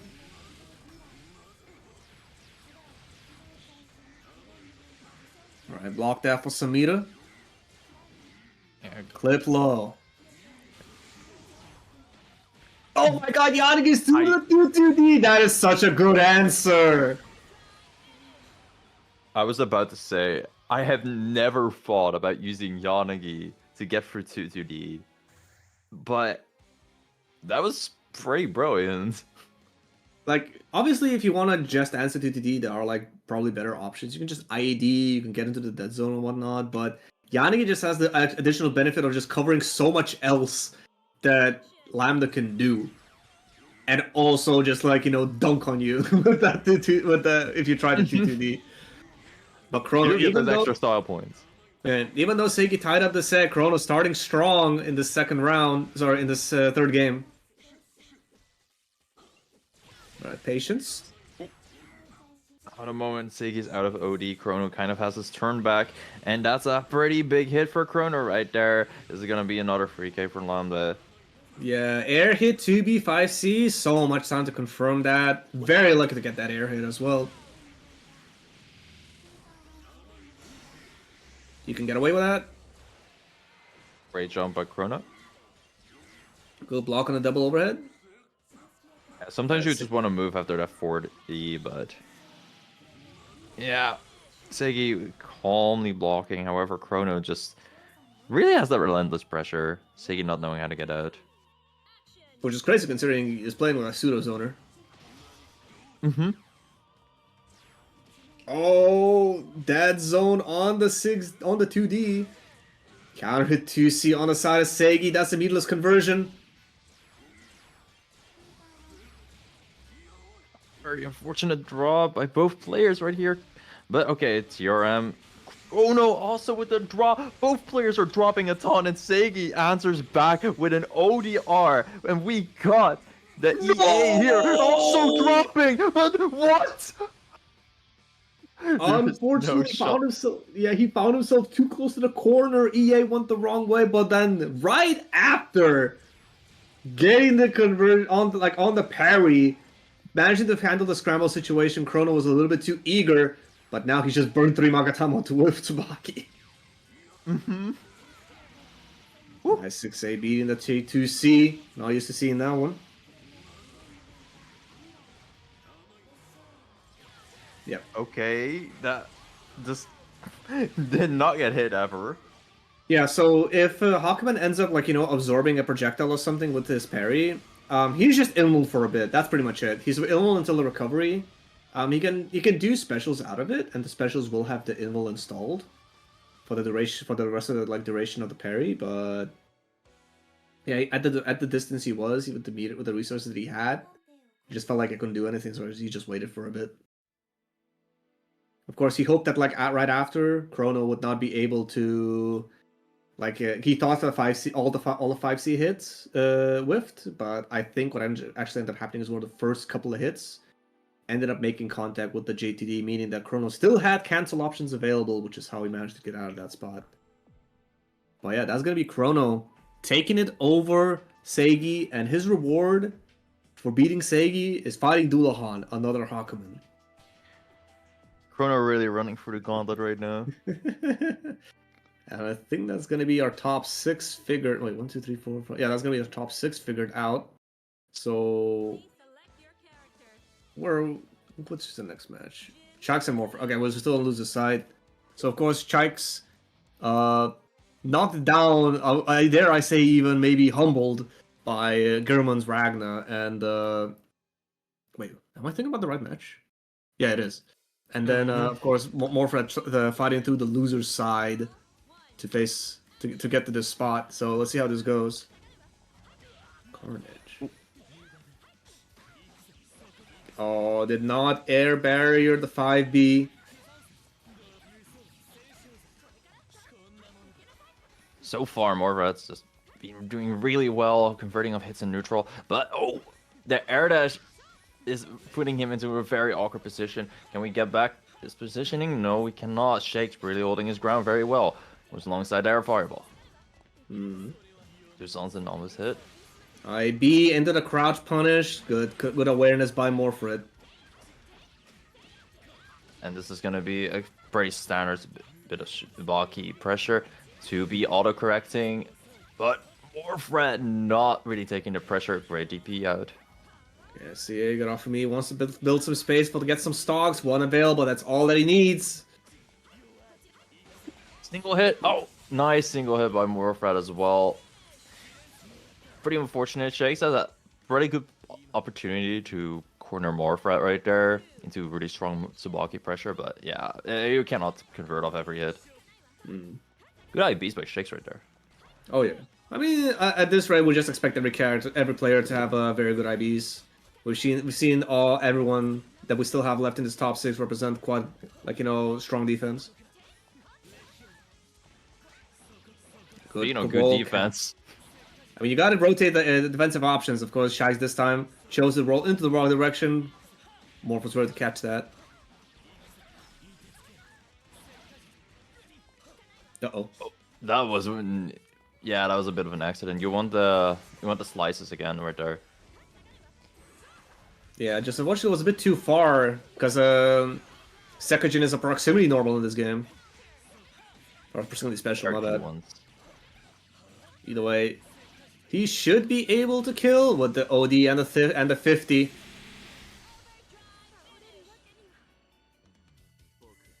Alright, first game going to Morfred. Just very solid DPs from Morfred this round. Like if Shakes wants to make an adaptation and maybe try to bait, and maybe that's when you're starting to play into Morfred's mind games, right? And that's always the thing about these DP characters. I mean, definitely, especially if you're like a longer set, you could represent the DPs early to make them guess. But this is a first to 2, not quite a first to 3 yet.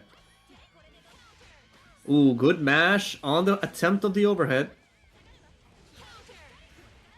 Okay, both players just counter hidden. Both players just poking and their clash. Really, really huge stuff. No anti-air for Shakes. Kind of sucked, but Shakes really recovering well right now. Oh my god, it happened again. Bro, this is kind of a lore matchup. And now we got these lore clashes. Nice. Wait a minute, I just realized. Morph's rocking the Tsubaki palette. I was about to say, like, when do I mention it? I thought it was just like a good palette. I just wonder who that is, but like I'm just like the more I look at it, I'm like, wait a minute. I know you from somewhere. Okay, and both players Nice just need walk-on. one more hit. Oh, huge hit right there by Morfred. He misses the dash! No. Chais gets to live. Super Bananas out! Block this. Good blocks. And a punish from the side of Morfred.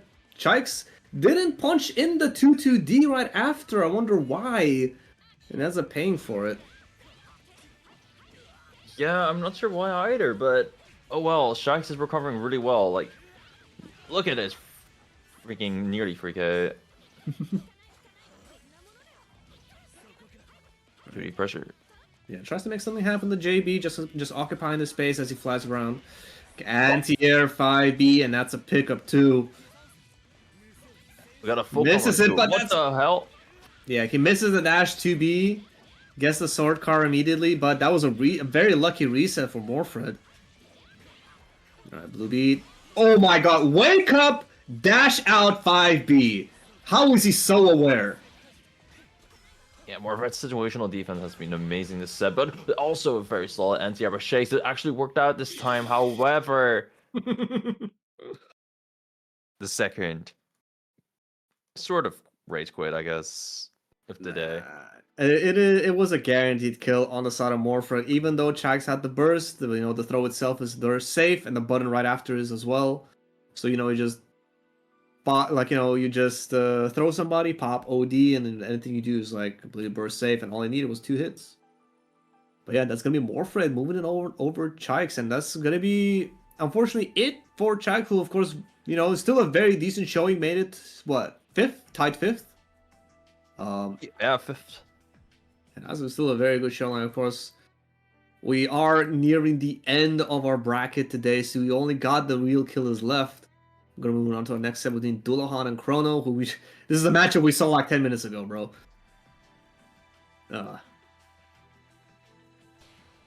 Meanwhile, we are waiting for Chrono and Dullahan right now to continue the Lambda versus Hawkman Gauntlet. yes, mate. And I'll wait for them to turn up. Of course, we got ourselves the match of Reno. We got 70 codes left since we last met. Ruska Warrior, who I think... No, that's not Hachi. That's someone... Or is that Hachi? Man, names are difficult. I'll double check. Yeah, that is in fact Hachi. I see you. Thank you for coming in and pressing the button. Tell your friends. We only got 17 codes left to like empty it out. I want to see that go all the way down.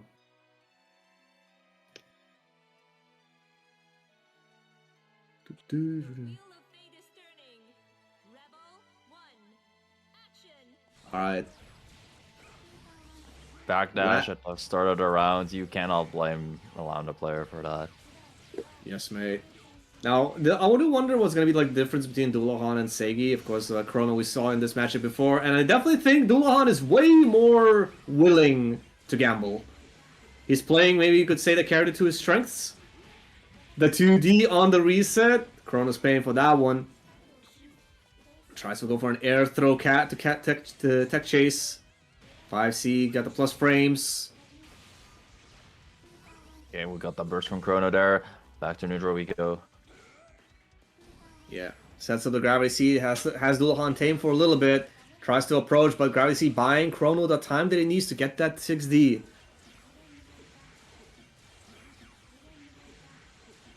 Just prodding away. Oh, I was about to say this is just pretty basic lander pressure, and that's the moment that Chrono wants to go in. When you start to think, oh, this guy's only zoning me. I disengage, burst some Magatama, just pop OD, that's all I need.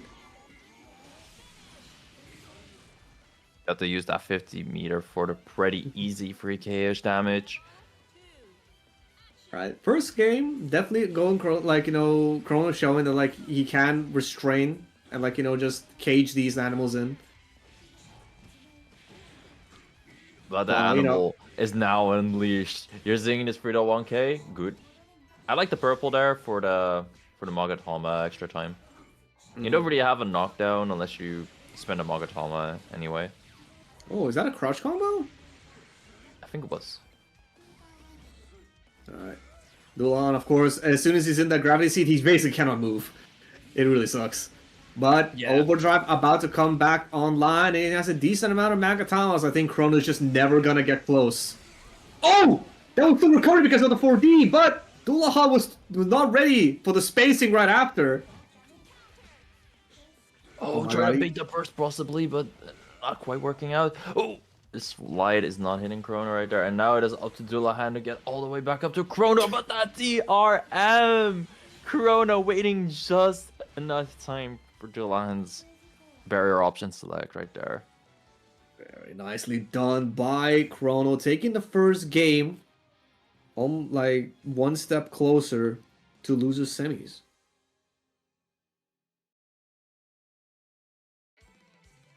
The wheel of fate is turning. Rebel 1. Action. Ooh. Oh wow, he tried to challenge, but Dullahan actually recovered after the air dash first. He's actually minus there, okay. Like nice little throw conversion. The corner is what's important here. Uh-oh. I am disconnected. I fear. Oh, no. Hmm. Yes, I am disconnected. We both got ejected, and it seems so has Hoon. No, room is still up. No, the room is still up, but like both the players got. Wait. Yeah.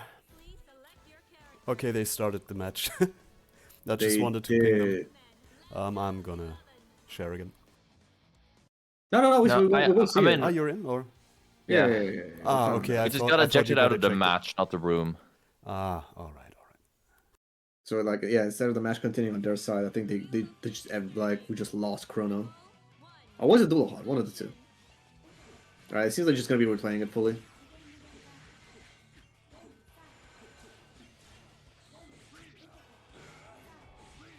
Gotta watch out for them for margins.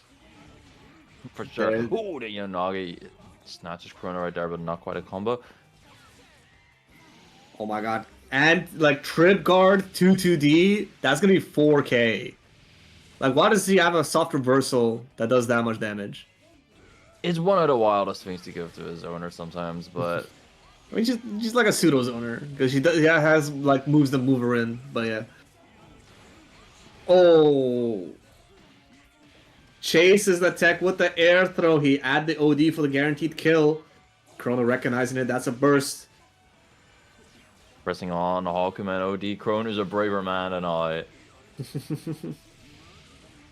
Well, he managed to run out the clock, but now Dullahan is a full Magatama, which he will not be able to make use of, as Chrono, despite having to pay burst for it, is now on set point.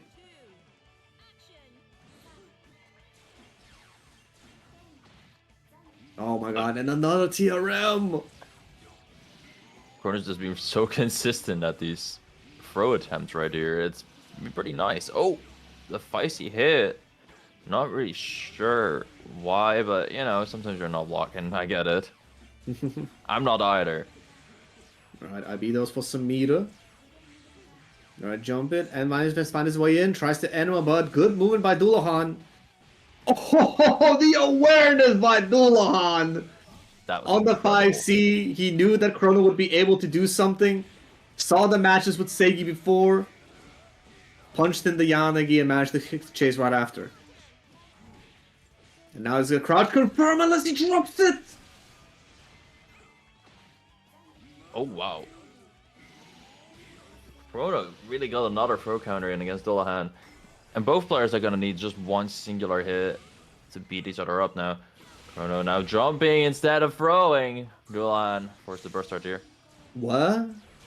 I think that was in an attempt to like cancel out a drive immediately and then counter hit with the Shipu, but yeah, it was a little ideal. Yeah, like Dullahan is gonna be taking the round, staying alive, but that's very expensive still. Not gonna be able to have the overdrive that Hakuman is known for such a long time this round.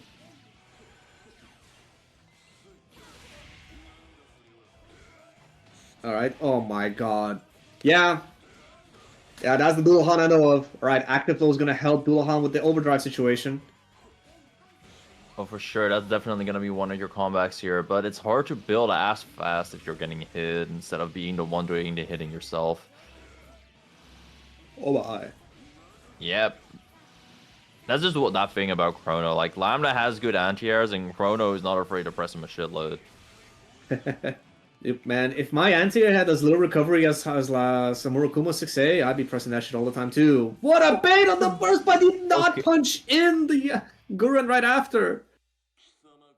But that's not gonna matter as Dullahan ties up the set after Chrono was looking so advantaged moving into the second round that game. He managed to bring it all the way back. The wheel of fate is turning. Rebel 1. Action. Round start my. 2Ds, but they're not really hitting a full combo on Dulan. Dulan just blocking a lot right now. Mm-hmm. Oh my. No early burst from Chrono. He usually is a big fan of that. Yeah, we're so used to seeing like Morokuma players just burst frame one after getting hit. Because like technically I press this button and I'm winning. Mm-hmm. Oh, not the counter hit, Enma. Sign me up for 3.3. Okay, no hit on Agito there. Yanagi moving Akumen all the way out of Chrono's range, but it's not hitting either. Yeah, Dullahan correctly taking his turn after the OD. No fear of the EA. Double wave dash. Sometimes you feel like Hakumen can't move, and then he goes through that. Yeah, and the 6B, so hard to react to. I'm pretty sure nobody's expected to react to it unless it's like spaced. I like training mode, sure. Real match, Yeah, highly doubtful. Anyway, Chrono managed to get the hit in again, and this is a pretty standard Lambda combo, and this is like plus 5 billion. all right. Ooh, tries to steal the turn right after, and what a clean burst bait by Chrono, and that's huge because like you burst baited a Hakumen. All right, no bites on the 2D into the Yanagi this time. Chrono managing to rob Dullahan of so many Magatama. Oh, bro, that was so insanely fast, man. Sometimes it feels like you're playing against Kai Keys the way that Lambda is throwing out that full screen low. Bro, I'm telling you, it's a stun dipper. And now, once again, Chrono going up to set point for both players now, but Dullahan is the one with the burst advantage. Oof, not quite blocking low right there.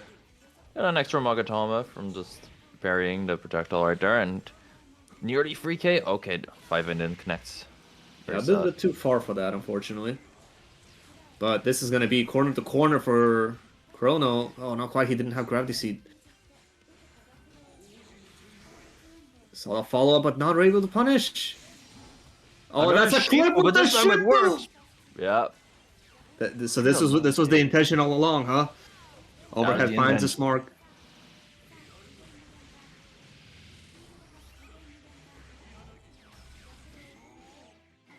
Oh, this might be not with the OD and the super may have, but I don't think Chrono's gonna take the risk on missing it. The double overhead. It definitely work out this time, but the perfect burst, bro. With this small little life, Dullahan is not able to get to Chrono in time. The zoner managed to run away and throw swords at people. Very nicely done by Chrono, surviving the Hakumen gauntlet. I just want to check something. Surely not. Okay, no. For some reason, I thought Chrono had to fight every Hakumen in the bracket, but it's only 60% of them, you know. Only a small 60% of our Hakumen players. But yeah, that's good. So that means, of course, Chrono stays alive and he's going to be facing off against Morph in loser semis. But we're going to be moving on to our winners finals next between German and Ignis, of course. When we saw German just completely dismantle some people earlier. And Ignis, of course, second place to the special event last night. No, not last night, last week. So, you know, no one to scoff at. Got ourselves a nice little match coming up. Of course, with this being winners finals, it is also going to be a first to 3, so a little bit more time for both players to download each other. Ugh. Oh yeah, Dullahan. You should probably kick out Dullahan too. Yeah, while we wait on that, that of course still gives us time a little bit to shill the match arena. We've seen some movement since. We got 15 codes remaining. Since last time with Hachi, we had Iziel and Kripe boy. How are you supposed to pronounce that one? Either way, big ups for both of you for pressing the button.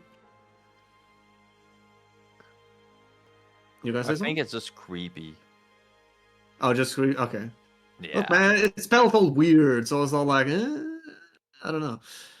But yeah, I get it, 15 but I codes get the left. We almost cleared it out. Of course, we did have a couple of weeks without him. We don't know. Maybe there was some happenings on Match Arena side, but we got him back, and I say we're gonna show him that we deserve it. Right? I see German in the lobby. display is what they deserve. What the hell is Ignis? He's once again taking a piss break. Like always What's up before with this street timing? matches. He's always doing this. Look, man, all Bro, I'm this guy's saying is pissing his pants about going He against should, German, man. he should do it like a real man, like LTG, and use a bottle. Oh Look, wait, man. what? That's all LPG I'm gonna lore. say is, like, at that age, suspicious amount of time being spent in the bathroom is all I'm gonna say. That's it. I I'm thought dropping- I'm Hoon was dropping about to topic. say that, like a real man, you should piss your pants. Bro, what the fuck, man? And I was like, what's he kind to be on about? But no, Alright. Let's see who German ends up actually locking in. Is it actually gonna be Celica? Seems like it. I guess Celica does have, like, belly edge in that she just has a dive kick. But I wonder if that's why. Or maybe, like, the insane actives of JC. But yeah, let's see what German represents in this matchup. I'm really interested. 2B. There it is. true. I guess Sully has some projectiles. That could be neat. But also, just pretty solid pressure. Huge fight B right there. Snatching Arcane Airborne like that. Oh! One of her multi has connected right there. Pretty neat. Okay, the spiders are calling out Gurman's movement pretty well right now. And oh, the clout was on Gurman as well without having even landed a combo. That curse gauge is nearly full right now. Oh my god, you are so right. He basically needs anything. Oh my god, just a straight cloud interaction might also build it as well. But German managed to build active flow, probably because of spending the meter. Guys, getting a decent amount of damage and get Ignis cornered.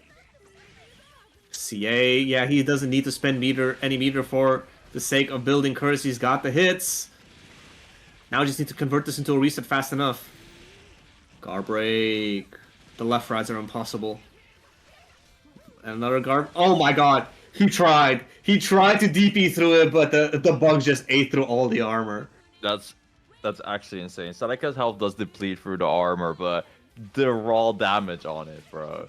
No, Yeah, every single individual hit will do full damage. Because it's just like, I don't know if there's like a damage reduction value in there as well. But yeah, you just saw how it was just chunking Celica. And she only has 10k health too, by the way. Yes. Trying to hit Ignis out of that air reset was so unfortunate for Gurman. Didn't quite work. Okay, no combo of an air throw for Ignis right here. Oh my god, so much curse buildup just from blocking the bugs. Alright, stays in front with the RC. Tries to go for a guard break potential. But now German is out of meter completely. But it's not gonna matter, as this should be enough potentially to kill. Yeah. It's so hard to tell because, like, all of Celica's, like, Rekkas, they are just her drive button, which I think means they don't have SMP. Oh, I never thought about it that way. But that Yeah, her makes sense. Rekka looks like a special, but it isn't.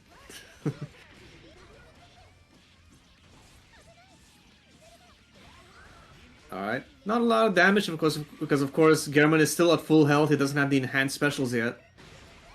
Overhead lands, but Yeah, not too will you much. even need it? The answer might be yes, because this can lead into a full core curse. Yes. And Ignis has practiced this combo a million times. He's not going to be able to drop it, is what I would have said if he hadn't. Like, this Arakune character is pretty tough sometimes. Oh my. Tries to lock him down with a 5A, but Ignis just backdash bugs. Such an insane option that I'm pretty sure a lot of characters just cannot answer, as it takes the first game over German. That still went down to the wire, and I'm not even sure what German did. Very... were a lot of single hits on Grumman's end, or like small combos instead of like the big bombos this round. Hmm. The wheel of fate is turning. Rebel. Meanwhile, those big bombos are what I feel you need against Arakune, because you want to play the game as little as possible. Absolutely. Yeah, you know what? I'm just gonna agree with that. I was gonna say something, but I forgot. If you try to play the game against Arakune and you want to play for a long time, you're eventually probably gonna get cursed. Like, let's be honest. Onyo. Nice to chase the air dash. Alright. 3.4, not bad. You have a raw overhead too. Like, it was a 2B into reset, and another one just hit. Like, it's not a combo or anything, those overheads. Ignis is just not blocking overhead mid-combo, and that is what is getting him hit a lot. Empty low. Mm-hmm. Gonna build a full course for Ignis right here, and this is gonna be so tough for Grimmin to deal with. Like, yeah, How can you still corner from there? What? it's Arakune, bro. Now he's invisible. Quick super with the active flow. Oh my. Yeah, after that single curse interaction, Ignis literally only hit Grimmin 2 times. That's just the curse of a 10k character. And now Ignis set point. No wait, no. First to three. First to three. I repeat. First to We're in the three. finals, bro. German still has a game to bleed should it happen, but 5C was completely giving German a start. Dagger there, right? Good blocks on the Rekka. CT just to keep him preoccupied. 5C is so slow this time, sadly for Ignis. It's not working out. Grimmin got the counter edge. And of course, interesting OD on the side of Ignis because yes, he did have the instant curse bugs, but like he just had no curse to work with. Now he has I a mean, curse to work with, though. Oh yeah, Got for that hair sure. soup. And yeah, you see what German is trying to do. He's just trying to take, like, run this curse timer out, taking all the blue beats. But Ignis one step ahead, just going for full-on resets instead. As it takes the second game, and German is now out of lifelines. And he chooses to switch. Or just buy some time. Yeah, I can kind of understand switching to Ragnar here, as JC might be pretty neat. Oh, Izayoli! Oh. Maybe not his most practiced character, but definitely the one with the most mobility. That might be what he's going to be trying to bring to the table this time. Let's see. Of course, her DP also hits both sides, I believe, similar to Jin's CDP. So, might come into play during the left-right mix-ups. It also hits pretty high up as well, now that I think about it. But we saw Morph trying to make use of it on defense when being in Kirsten in the corner, and it hasn't worked out for him, so I wonder if it's going to be different this time. First Alright. Cloud set up on the screen, but Gurman really just zoning here. Alright. And that's just a very good game plan too, because Arakune cannot do a lot about zoning. His movement is just very weird. And against zoning patterns like this, it's like, well, yeah, what do you do? But now, of course, German pretty much burned through all of his resources on the zoning, so now he has to get out of gain art mode. Or maybe he chooses to stay in here just because he's in and he's able to do the hover dash mix-ups. Alright, and now it's back to building stocks. Burst? No, decides to take the curse. Ignis drops it. The burst bait mid combo from Ignis right there, not really paying off, but we got the reset, so Yeah, but it's he's still got no pips. Even with Wake Up Overdrive and for Riser with cancel, he cannot do it because he still needs a pip. is Meanwhile, Ignis this killing? he's setting up double super. Okay, just Not well. barely not. But holy crap, that got kind of close. Sorry, too can- used to seeing the 10k health bar now. What the fuck was that? And yeah, Garmin was messed like he was hoping maybe that the pip would arrive a bit sooner on the overdrive, because usually Izayoi can teleport out of her DP on block in overdrive. However, no pips. But now the exact opposite of that, sitting pretty. For sure. Well, I said sitting pretty. Okay, That situation has since changed. I said Wait. the moment I said for sure, it's like, oh wait, Growing got hit again. Oopsie. There we go. There's that CDB. Alright, conversion with the Estrella. He misses it! Yeah, that could have been a lot more damage right there. But oh yeah, okay, in Gainart, you can convert of your DP like that. Very solid combo by Gurman, but you don't have burst for the next round. That's still really dangerous. Well, true, and especially like since he doesn't have overdrive to start getting stocks immediately, which he hasn't actually been a fan of by the looks of it. Oh my god, the 5 sieges was completed, but no punish on German.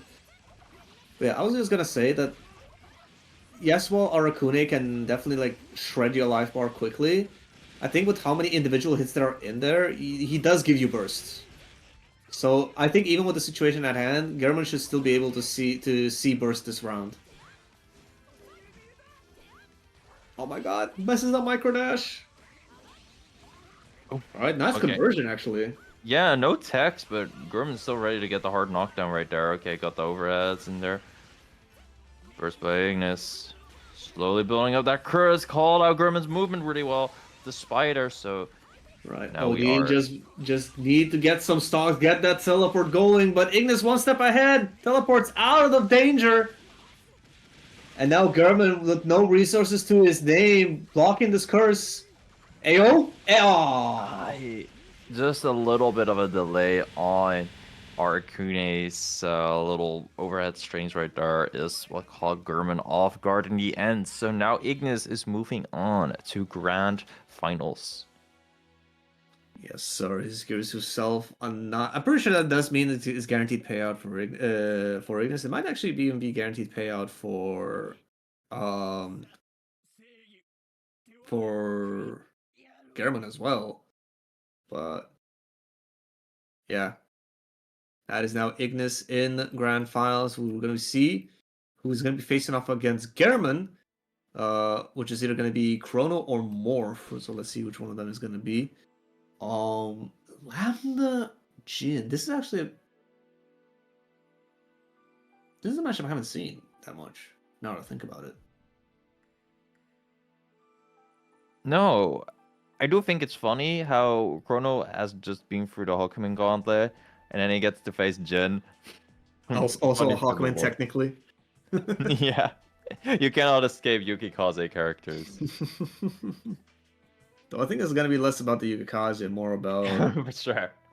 If you use Yokikaze here, then I hope you know what you're doing. honestly, I wonder if Morph is gonna represent 2D. Because unlike every other move, it doesn't have travel. Like, it has startup, but it doesn't have that much travel time. So you might be able to use it to maybe contest drive range, but I don't know. We will see. It seems like a high risk, high reward type deal. Probably. And pretty low success rate, because Lambda does move a lot. She's pretty fast. And that is a So- lot. Like, that is a slow move with a lot of recovery. So, definitely not something you want to see happen. Like, yeah, I think theoretically you can use it as a call-out tool, but I wouldn't count on it. I think it's mostly just going to be Morphred going in the old-fashioned way through just jumping forward tapping with barriers. 6/6 on his stick. Yes, Oh. sir. Okay, that is the strat. I see. That's also something we can do. Yeah, just bust out the prime 6C-er. No, 6-6-er. You know what? English is difficult. The prime dasher. There you Yeah, I was about to say, if you use 6C to approach, then go. Hey, it moves forward a lot. it does move forward a lot. But I wouldn't quite call it a consistent strategy. Okay, Chrono ODing for this string right here. Morph not quite ready to combo. So now we are back here. Throw from Chrono, leading to a lot of damage. Yeah, there was overdrive on the side of Chrono, so his burst gonna be coming back quite soonish. Especially with that active flow now on the table. But don't count more for that. Naruto is definitely a character that can do a lot of damage and a lot of corner carry, which means he can just snowball from any hit. Well, he can do that. It's gonna be rough against a full health Lambda, but you know, it's not impossible, especially if you land a single anti-air fight be like that. That's a huge starter for Naruto. And you get active flow of this. Honestly, a single hit can kill now. Yeah, if you... I was about to say, if you OD this, I'm almost positive this can kill, but didn't quite Yeah, want to do that. I'm surprised that he didn't, honestly. Same. Now, fucking we smashed! Oh my god! No recovery! Meanwhile, Chrono, I don't care, I'm gonna just mash 2A. Sometimes you're in clutch situations, you think, okay, there's no way my opponent isn't gonna give me an insane amount of respect. They must be scared, right? And then they're like, no. The most insane players can just be kind of messed up in the head sometimes, you know? Just become ungovernable at all times. Oh, Just become unpredictable. Yeah, quick reset into the overhead. Great crouch confirmed there by Morph. Okay, not quite getting the dash cancel on the Rekka, so it's not the knockdown you want. Oh my god, that's a counter to conversion? What do you mean? Bro, Naruto's fan fiction. I love it. Right, note to self. Smash are kind of good. Smasher's really neat for sure. And honestly, with this life lead, well, never mind the life lead. Alright, burst from War, he has to make something happen. Good block on all these overheads. And a punish. No! Oh, I'm pretty sure that he tried to free seed there, you know. Oh no, wait, he probably tried to sway. Oh, fucking we smashed a bit too far this time. Chrono with the 2C, checking the air dash, staying alive, taking the first game. I like how Chrono is going for different anti-airs now than just 6A. Like, we see some of these 5As, and now we see 2Cs even. Like, Lambda has multiple anti-airs, and you should use them. Alright, we got... Morph immediately got a bit of stagger pressure going. Nice shit. Yeah. Even though that was a 3C, well, Naruto probably still manages to recover in time. Alright. Decent amount of damage. Misses the dash cancel, the dash enhancement though. Alright, ODs to the follow-up. The Lambda drives do have a mandatory follow-up, so that is a guaranteed OD point. Oh, try to get Chrono back to the ground with that drive, but charge a little too long. Oh, just CD, which means he can convert this! Yeah, that's not so often something you see because it doesn't have invul right there. However, more balling hard 4.5k of this crazy boy starter. Bro, what did we say? Just dash forward. Just dash forward. Beat Lambda the old-fashioned way. Just keep moving forward until all the enemies are destroyed. Yeah, I saw that DP, and I saw that throw too. Oh my god! Air hits CT for the wall bounce. Fuck. Okay, Chrono didn't tech there to be fair. But yeah, that was definitely something insane. Oh my. I enjoy seeing his sway to beat the Oki there, but Chrono not just taking that. And this time sneaking in the throw. Morph was afraid to pull the trigger this time. Chrono this time the first one with some stagger pressure. But Morph, excellent air dash in, allowing him to get all this corner carry back again, and now it is now to Stagger pressure time. Oh, unfortunately, Chrono could roll out in time. Oh no, that was a bad burst, but that was a bad punish on that burst. Chrono manages to air tech out. Alright. Gonna secure himself corner with this gravity seed. But it's not gonna last, almost not gonna be lasting long enough to recover it. Okay, good blocking by Morph. Counter hit Kaidam is working out really well. What the heck? Okay. Bro, the invul in that is insane. Catches the roll, has the 50-meter. Morph ties up the set. And the scary part is it's now set point 2 as it loses semifinals. We're back to first to 2. Yes. So this is really clutch for both players. Like both of them are gonna be sweating a bit. Is turning. Rebel 1. Action. Okay, you said sweating. He just says bet. He's getting into the mindset. Counter to JD, bit too far. That's a 3C. I don't care. He recovers in time. Okay, Chrono really wants as much space as possible right now. Notice his Morph's inner animal is completely unleashed. Yeah, but the Rekka low, man. It catches everybody. Oh, Space 6B was not ready for an overhead from that far out. Yeah, speaking of catching everybody, that 6B is so nasty. Oh! Okay, a little bit of a delay there. I think that possibly called Morph jumping or trying to dash forward. Yeah, but That was just a very... Yeah, that was just a very clean sequence from Chrono. Yeah, just kept Morph completely jailed there in the corner, securing himself set point. Let's see if he can bring it over the finish line. Morph with the overdrive. Danger mode. No meter though, so no smashers. DPs through the gap. Catches the no-tech. A little bit of extra damage. Okay, backdashing out on Chrono's end though. And Bbeuobi out here. Oh, good tech by Morph.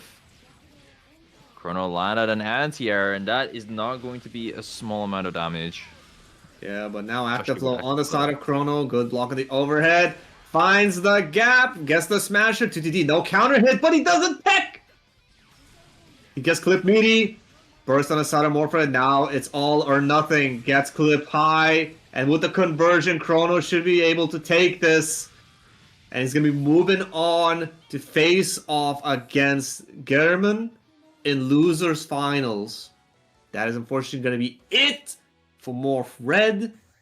But it's nice to see that now to come back out. He almost managed to bring it back, but unfortunately Chrono just too good at starving him of resources. Oof. Amazingly played by both players. I think that is worth a little code claiming on our Maturino, guys. Let's see what we got in there. We got 11 codes remaining since last time. Let's see who we got. We got Tuggernaut. You know, that's a pretty funny name. Thanks for the code. Got EOS Dahlia. That's actually that goes kind of hard. Biakri. It's good to see that name here, man. I wish we could have seen you here, but you know, I guess I'll see you at Outplay. And of course, none other Nafamax Verstappen. Big ups, man. Thanks for the button. Like I said, 11 codes left. If you still have not pressed it, I heavily urge you. I would be very much happy if you just logged into Matcherino and just pressed that quick little button, contribute that 25 cents to the pot, showing Matcherino that we deserve to have it. But yeah. Meanwhile, we're going to move on to our next game between German and Chrono, losers finals, which means we're back to a first to 3. And this is something we've seen in grand finals, or at least like a winners or losers finals a lot. These two are no strangers to each other. Oh yeah, for sure. And of course, busting out the Ragna again, probably for the sake of just having Carnage Scissors.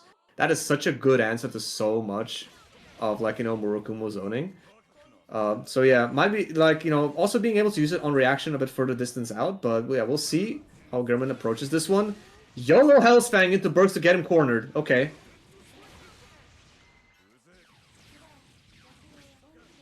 Okay, some solid swords from Chrono right there called Gurman, and now there's a lot of stagger pressure. Chrono really got a good amount of positional advantage right now. 5D, 5D. Master jumps over. Oh my god, Ragnar Airlines to avoid potential anti-airs.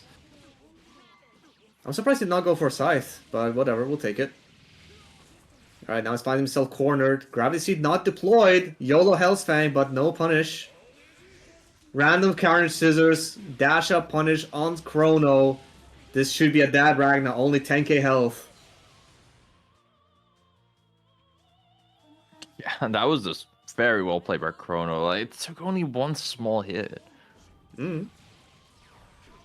Alright, he managed to find his way in, but the JD doesn't come out. Tries to protect bait the throw with the 6D.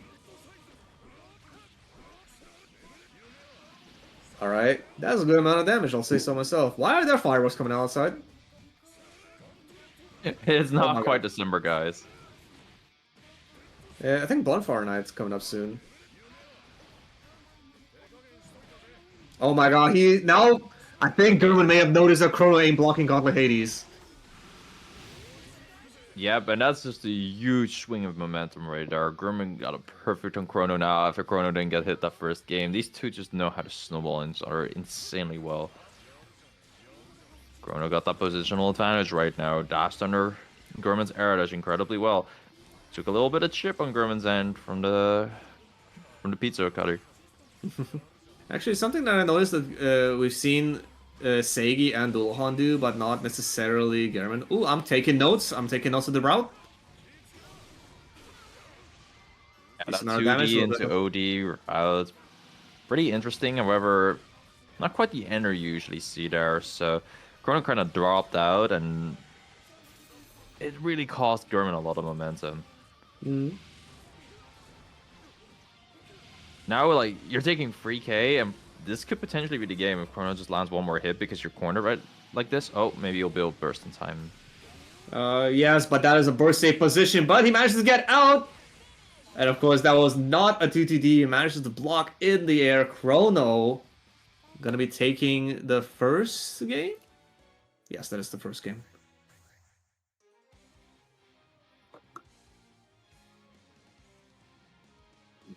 German sticking with the rag? I honestly think this might be like a decent matchup for sure.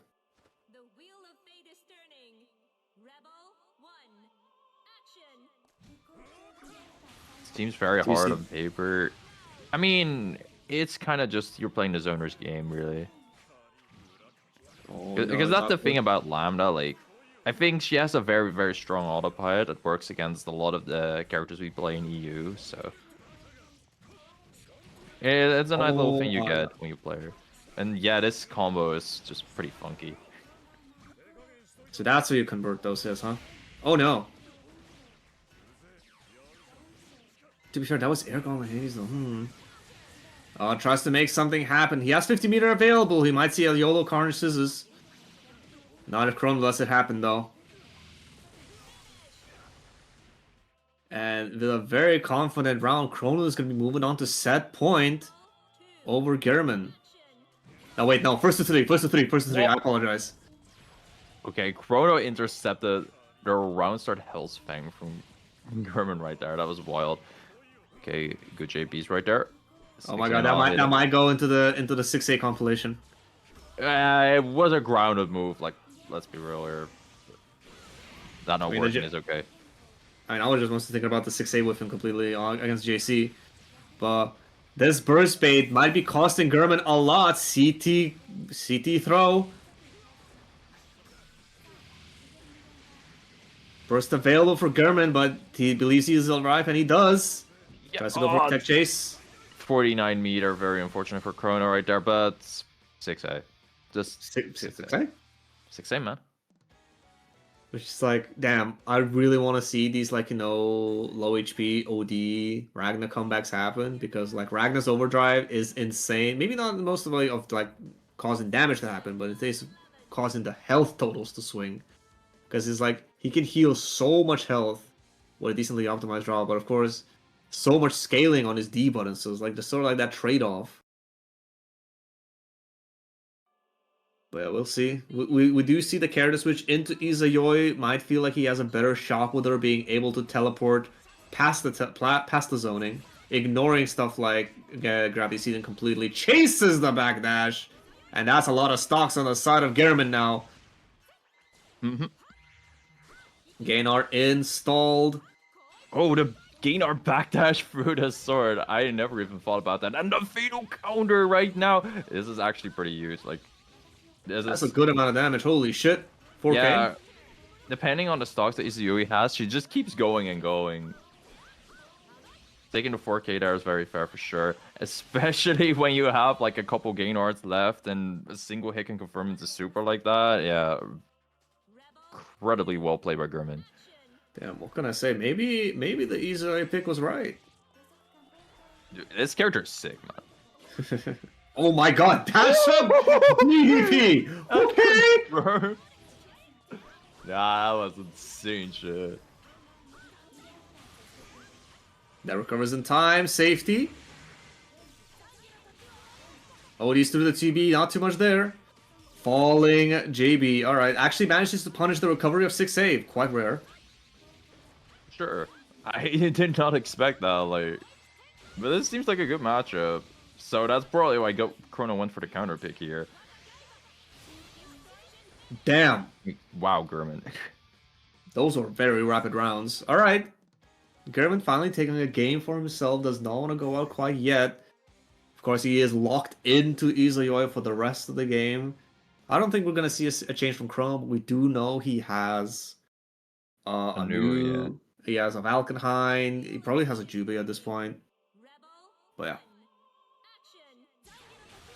Wake up, OD. That's Izayoi that we missed. Yeah, good old Izuyui. Okay, no burst from Chrono here. Just opting to take the mix-up here and probably bursting then, yes.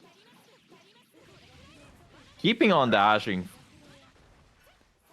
Then 6A and beating it up Izuyui backdash. Pretty solid stuff by Chrono. Yes, man. And now managed to swing the life totals back into equilibrium. That no tech was incredibly dangerous. Ooh, the RC. Gurman didn't expect that. Yeah, that's how you get hit again. Whoa! Avoiding the overhead follow completely with that fuzzy jump. Very smart. Yeah. Stays in front. The right timing can actually, like, the right fuzz jump timing, I'm pretty sure can always beat the follow-up on Ragnar. And Gurman just knows right there. I'm pretty sure Gurman could have killed off that DP, but he just wanted to set up the funny sword teleport. Oos! Alright. Yeah, Alright, building up stock super fast. Also, very rare interaction with, like, the Lambda drives. Actually, I think they start level 2 and then they become level 1 after. Or maybe it's the other way around. But yeah, at the beginning, they're able to clash through projectiles. You're so insane, dude. It's just a large-ass hitbox. Alright. Flying around, but only one pip on the side of Gehrman. He's gonna probably have to go out of Gainard at some point. Maybe he wants to get into a combo first. Though, knowing Chrono, he might just not let it happen. OD available. It's busted out. CP, of course, he had the pip to start converting. Guess the overhead hit, but too far! That could have been an Astral. Chrono staying alive with that burst. Double overhead is not blocked this time! Not enough damage! CA! And the Fireball got beaten out by Chrono's 5D. Chrono lasting yet another round. Okay, set point for Chrono. Gurman totally spinning right now, but almost has that OD back, so this can be really close. 6A hits. 4D. Overhead is not blocked right here. And no way! That was still active. That is so tragic, of course. Gurman expected it to be done, to be able to dash up and punish Chrono. That was such a good overdrive, but a little bit too early on the trigger. Chrono's looking to be running away with it. No overdrive available for Gurman. He has active flow available. Is this going to be enough? That it is! Chrono 3-1 over Gehrman. gonna be moving on to face off against Ignis in grand finals.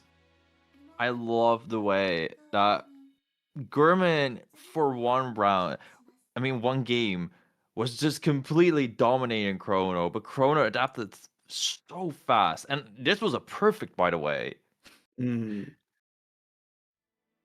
Very well yeah. played by Chrono. So we're gonna get a great grants.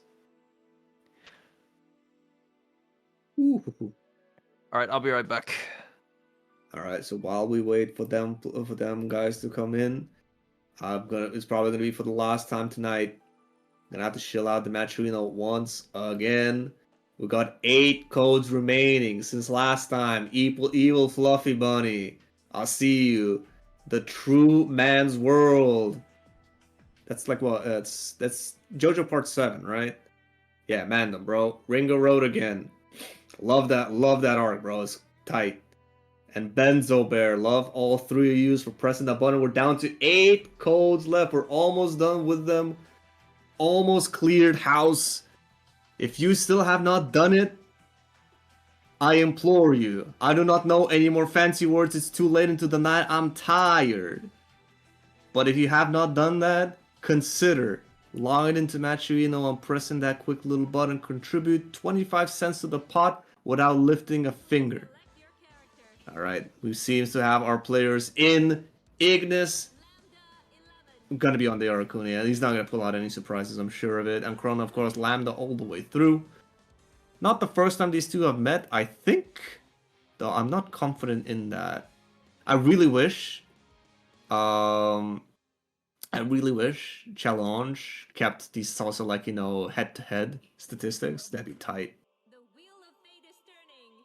Rebel Either way, let's see how this goes. action. Because we're playing a character that can, like, you know, represent threats at, like, you know, most ranges against a character that can kill you off touch. But yeah, it's all about whether Chrono can keep Ignis locked down, which is he has been doing this all night. He has been keeping people in the box, in the corner all day.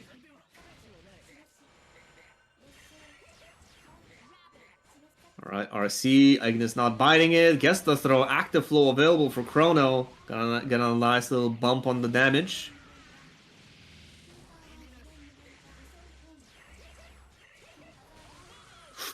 The Brekka overhead.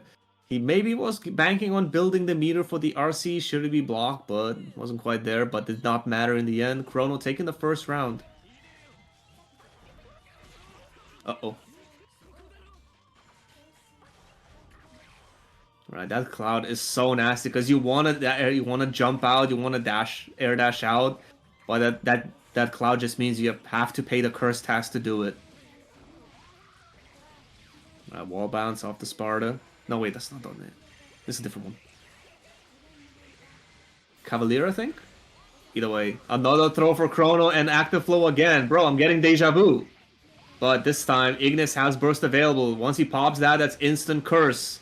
Backdash out to guarantee some bugs. Alright, not going to be able to set up a kill, but sets up a very strong recurse situation. Burst from Chrono, does not want to deal with the cloud. Nice 6A.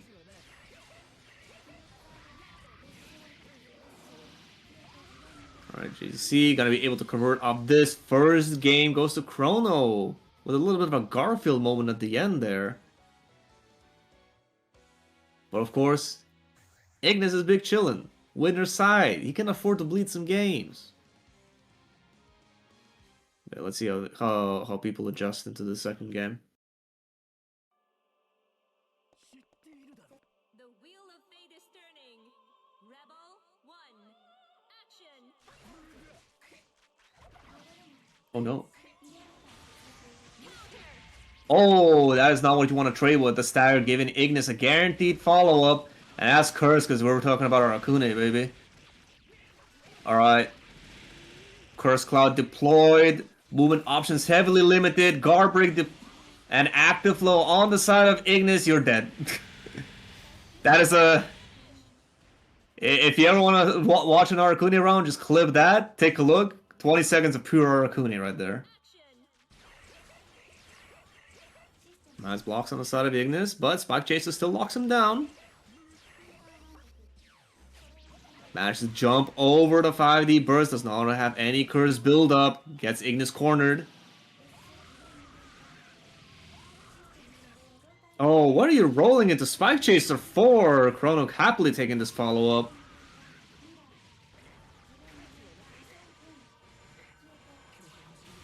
Alright, OD on the side of Ignis, but no curse at all, so he has to go for EA. Yeah, block on that, and a pun. Was that a punish? That was not counter hit. Either way, does not matter. That's curse available for Ignis. Hard knockdown.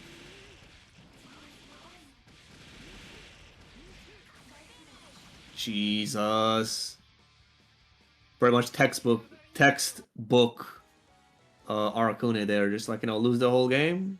OD. Get a reversal situation. Get one hit. Yeah, I guess I win from here. Of course, it also gives you the confidence. Like, when you're playing a robbery character like that, it's like, it does not matter how bad the situation gets. And at the back of your head, you're just like, winnable. I just need these 3 things to happen and I win. Alright, just keep hitting this out, balling him out full screen. Oh no, he got the air dash hit, which of course means curse. Kronos recognizes it. TTD actually almost manages to bleed out the curse timer.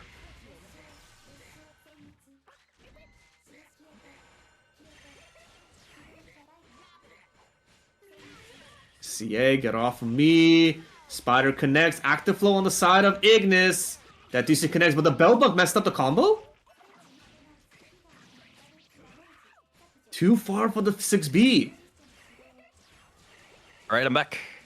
Nice, good to hear that. This score is currently 1-0 for Ignis.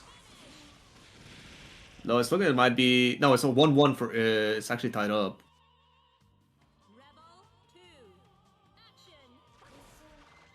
Aiden's doing really well right now. I loved watching that under the projectile. However, Chrono adapting with the Spike Chaser immediately. Right. Good tech. Teleport out. Guess the side switch too. Chrono not ready. And that's cursing your troubles. Burst's gonna be coming back soon for Chrono, but you probably want to wait out the curse. Oh no, that's a reset. That's a reset, sir. No shot. And this is about to be a kill too because Arcane and OD deals so much damage. Oh my god. Okay, never mind. That's a kill. Okay. Oh, as soon as I saw that debug reset, I was like, oh no. Oh man. Well. Let's see if Ignis manages to close it out quickly, letting us, close out for the night, or if Chrono manages to clutch up and bring it back. Nice 6-8 to start out. Gravity is going to guarantee that Cavalier follow-up. And the throw reset as well. Ooh. Whoa! Oh. The slowdown on the sword right there. BB Online was not able to handle that. Yeah, connection might be looking a little bit tricky. Good burst bait on the side of Chrono. Sorry, on the side of Ignis. Alright. Yeah, and with that Cloud Deploy, you cannot roll. It limits your movement options. One more reset is all you got. You tries to roll again! Chrono! Can't roll all those bugs, bro. That's Ignis on tournament point now. You gotta lock in. Oh yeah, true. You gotta lock in, zone out for your life, bro. Oh my god, he's just mashing dashes. Spike Chaser gets a hit, but he misses the dash. No, stop it. Boy. Those dashes from Ignis have just been the bane of Chrono's life this set right now. Oh my god, it does it again, and again, and again. What are you, Slayer? Oh my god, he gets the hit. That's curse. That's active flow. No burst available for Chrono. Guess for your life. Oh my Stop lord. getting hit! There's no way overhead hit, and you got super here too, so I'm pretty sure that Chrono is gonna be dead. No, the reset, but oh, Ignis took it anyway. Wow, that reset really jump scared me right there because I thought, okay, Chrono's gonna bury her here, but not ready. Mm. Damn, that is a tragic way to go out. Everything went wrong for Chrono that last round. Might have just been thrown in the towel type of moment. I'm not quite sure, but Ignis with complete control just reset Chrono's like 2 or 3 times and like quickly took the entire thing. Very nice showing. Congrats to Ignis for taking that first place, where he's gonna be taking the majority of the pot, which is now sitting at $70, 75 cents. Let me check quickly. We're back. We're down to 7 codes remaining since the last time we had. Wait, did I shout out Benzo Bear? You know what? I'm gonna shout you out again. Thanks again, and of course, German Mayonnaise. Like, went out third. We know, I yeah. said, hey, I'm gonna press the button, contribute a little bit to the pot, because I'm gonna get a little bit cut of that, But we're down to 7 codes. This is gonna be the last time we're selling this tonight.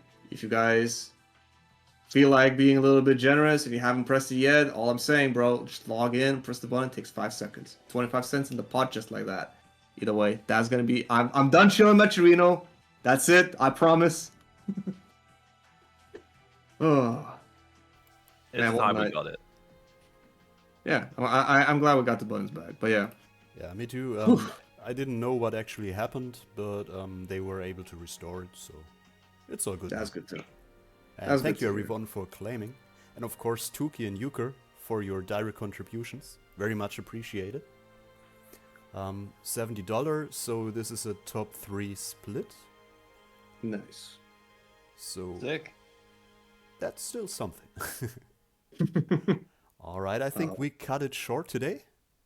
Thank you everyone for watching, playing and commentating. And well, see you again in 2 weeks if you want. Oh my god, we finally have a break. Let's go. Alright, have a good night. Peace, everyone. Bye.